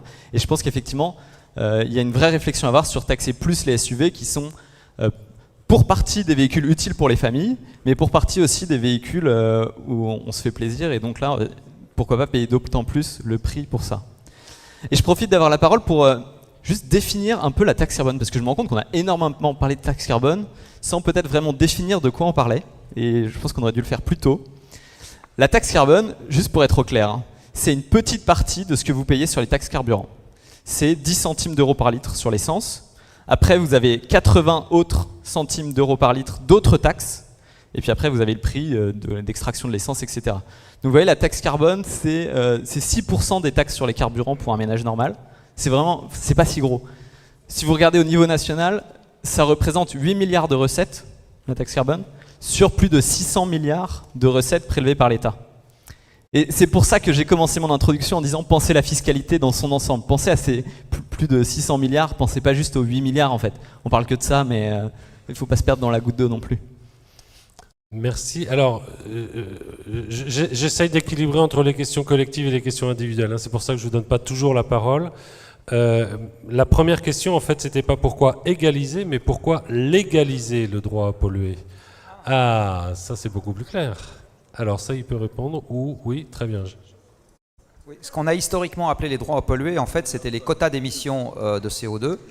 Alors en fait, un quota d'émission, c'est une autorisation administrative d'émettre, hein, c'est ça, qui par ailleurs est échangeable. C'est-à-dire si vous vous en servez pas, vous pouvez la vendre à quelqu'un d'autre dont l'activité fait qu'il va émettre plus que l'autorisation qu'on lui a donnée. C'est ça. Donc en fait, dès que vous avez une autorisation administrative, par construction, vous avez quelque chose qui est légal.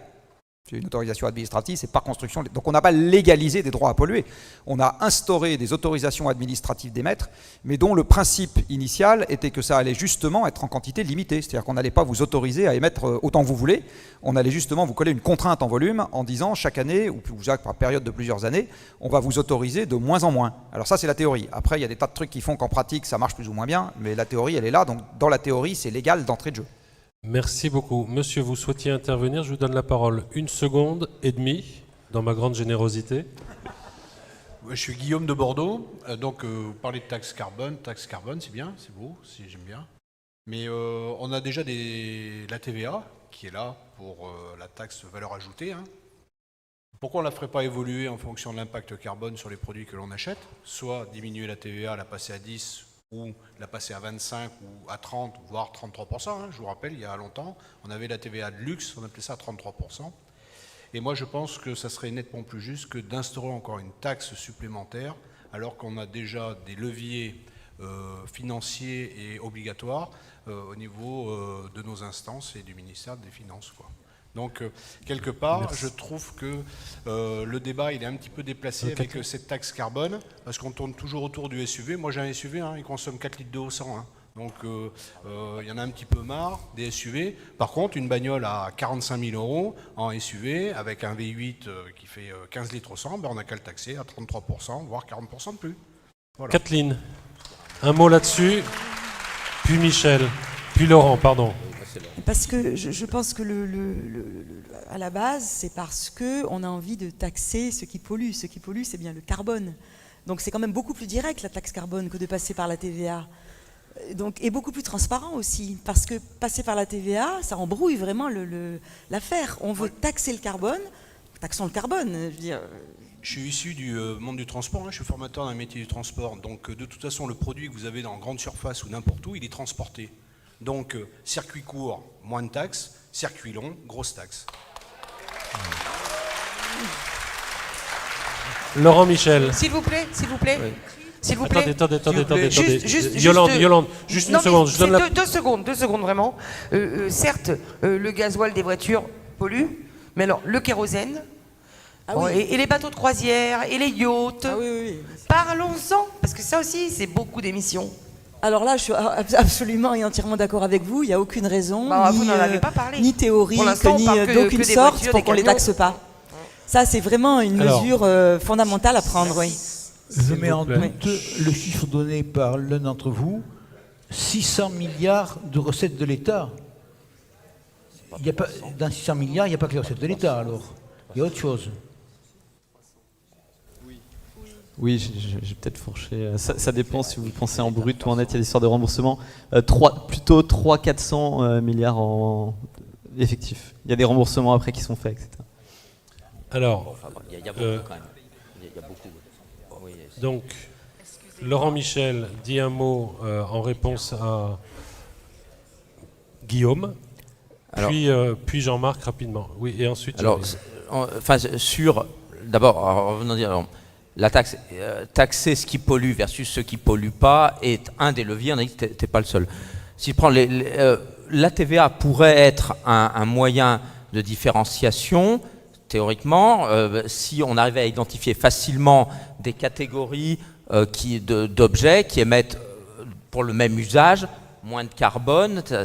Alors, il se trouve que sur les célèbres SUV, en fait, ce qui existe aujourd'hui en France et dans un certain nombre de pays, pas tous, c'est ce qu'on appelle le malus. Alors le bonus aide à l'achat de véhicules propres.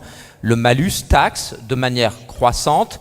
Au début c'est petit, puis après ça monte en fonction du test d'émissions, les grammes de CO2 par kilomètre. Donc en fait, ce n'est pas taxé, ce n'est pas l'objet SUV. Si vous avez deux SUV qui ont le même look, mais il y en a un qui consomme 4 litres au 100 et l'autre 8 litres au 100, à 8 litres au 100, là, vous serez en loi de finances, si elle est votée telle qu'elle, à 12 500 € de taxes l'année prochaine.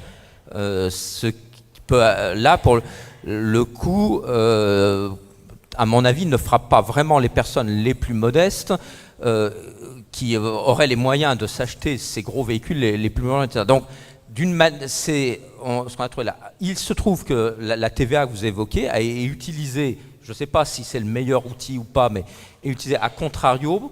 Il y a une TVA à taux réduit pour les travaux de rénovation des logements énergétiques. La TVA de base sur le bâtiment, c'est 10%. C'est fait de la rénovation énergétique. Le législateur, il y a plusieurs années, je ne sais plus quand, a dit que c'était 5,5%. Donc, on utilise là, ce n'est pas pour taxer ceux qui polluent, c'est pour accompagner ceux qui font un effort. Donc on essaye, les législateurs, c'est l'ensemble gouvernement, parlement et tous les gens qui s'expriment, de trouver des outils adéquats, y compris de baisse de taxes. Apparemment, ça s'appelle la baisse de taxes. Merci Laurent. Vous souhaitiez intervenir depuis un moment. Justement, pour rester sur les taxes, il y a aussi des économistes qui préconisent, eux, de taxer les énergies primaires, ce qui fait que ça aura un impact sur toute la filière de production jusqu'à la consommation, de reverser en totalité la taxe prélevée sur la population, et en partant du principe que le citoyen est suffisamment intelligent pour comprendre que ce qui coûte plus cher ne lui permettra pas de pouvoir mieux vivre. Donc en fait, l'argent qu'on lui reverse, s'il veut vraiment en profiter, il faut qu'il aille vers quelque chose qui est décarboné. Et là, pour le coup, on inverse le système de consommation. Et on rétablit une justice sociale, c'est-à-dire que ce qui est payé sur les énergies primaires carbonées est reversé totalement aux citoyens qui aura justement l'intelligence, par exemple, entre une tomate élevée en serre avec chauffée au fioul et une tomate en plein air au soleil, ben forcément celle en plein air au soleil coûtera moins cher, il ira vers ce qui est meilleur pour la nature. Mais je voudrais savoir si cet aspect-là a été également étudié dans la taxation et dans la redistribution sociale. Et je vous demande de faire une réponse en moins de 10 secondes parce qu'il est moins 5 et que je veux qu'on fasse au moins une autre question. Je suis désolé, mais je deviens radical. Ça veut dire taxer à la source, taxer à la sortie de la raffinerie en fait. C'est le raffineur qui paye. C'est une bonne idée. Simplement, le raffineur va répercuter dans les prix. Au final, ça va faire augmenter le prix de l'essence pareil. Donc c'est une très bonne idée, on peut faire ça, on pourrait faire ça, récupérer l'argent et reverser aux ménages. Mais il faut bien voir que les ménages payeront quand même au final le prix, parce que ça sera répercuté. Mais oui, on peut faire comme ça. Ils iront vers ce qui est moins cher, donc ce qui n'est pas carboné. Ça, c'est pas sûr, mais bon. Merci. Une autre question, Pierre ou... Ce sera Mohamed, mais en fait, on va changer, on ne parlera plus de taxes là maintenant. Oui, c'est bien, c'est une bonne idée, changeons. Item démographie, on a mis... Allez, Mohamed. L'objectif de moins 40% tenait-il compte de la démographie de notre pays? C'est-à-dire, en fait, est-ce que l'augmentation de la démographie du pays est prise en compte dans la réduction des gaz à effet de serre? Alors, on sera bientôt 70 millions. Deux réponses en 30 secondes. Laurent puis Jean-Marc. La réponse est oui, c'est un engagement. C'est inscrit dans la loi et par ailleurs dans les engagements européens. C'est la France en tant que France, que sa population croisse ou pas. Voilà. Donc, et si vous avez un taux de croissance de la population de 3% versus 1%, effectivement, l'effort par individu, on va dire, enfin, ou nous, notre collectif, est plus dur à faire. Mais effectivement, tous ces chiffres que je vous ai présentés, ou ceux qui sont dans les lois ou autres, sont l'entité globale France, que sa population croisse ou pas. Merci. Jean-Marc ? Oui, vous touchez du doigt là un problème qui pour moi est à la fois très douloureux et primordial. Il est douloureux parce que le fait d'avoir des enfants, c'est un truc qui touche à nos tripes. Mais il faut bien voir, je ne sais pas si ça vous a été dit par Valérie Masson quand elle est venue ici, que le point important avec le changement climatique, c'est la quantité totale de CO2 qu'on met dans l'atmosphère. C'est ça qui compte. Et que cette quantité totale soit émise par 1 milliard ou 10 milliards d'hommes, ça ne change pas le problème. Ce qui compte, c'est la quantité totale. Donc il y a un gâteau donné à se partager, et plus on est nombreux à se le partager, plus chacun devra faire d'efforts. Donc là, vous touchez du doigt quelque chose qui est absolument crucial. C'est qu'on a un sujet démographique qui pour le moment est un des non-dits dans ce débat. Est-ce qu'on accepte d'en parler, ne serait-ce que d'en parler déjà. Et j'insiste, c'est vraiment un sujet qui prend aux tripes, la question. Mais qui est un des sujets difficiles dans cette histoire, parce que c'est évident que plus on est nombreux et plus chacun doit faire des efforts, ou à l'inverse, plus on est nombreux et en fonction de l'aptitude qu'on a à vraiment faire des efforts, plus on est, entre guillemets, mal parti là-dessus et sur un certain nombre d'autres sujets. Voilà. Donc c'est un des éléments centraux du débat.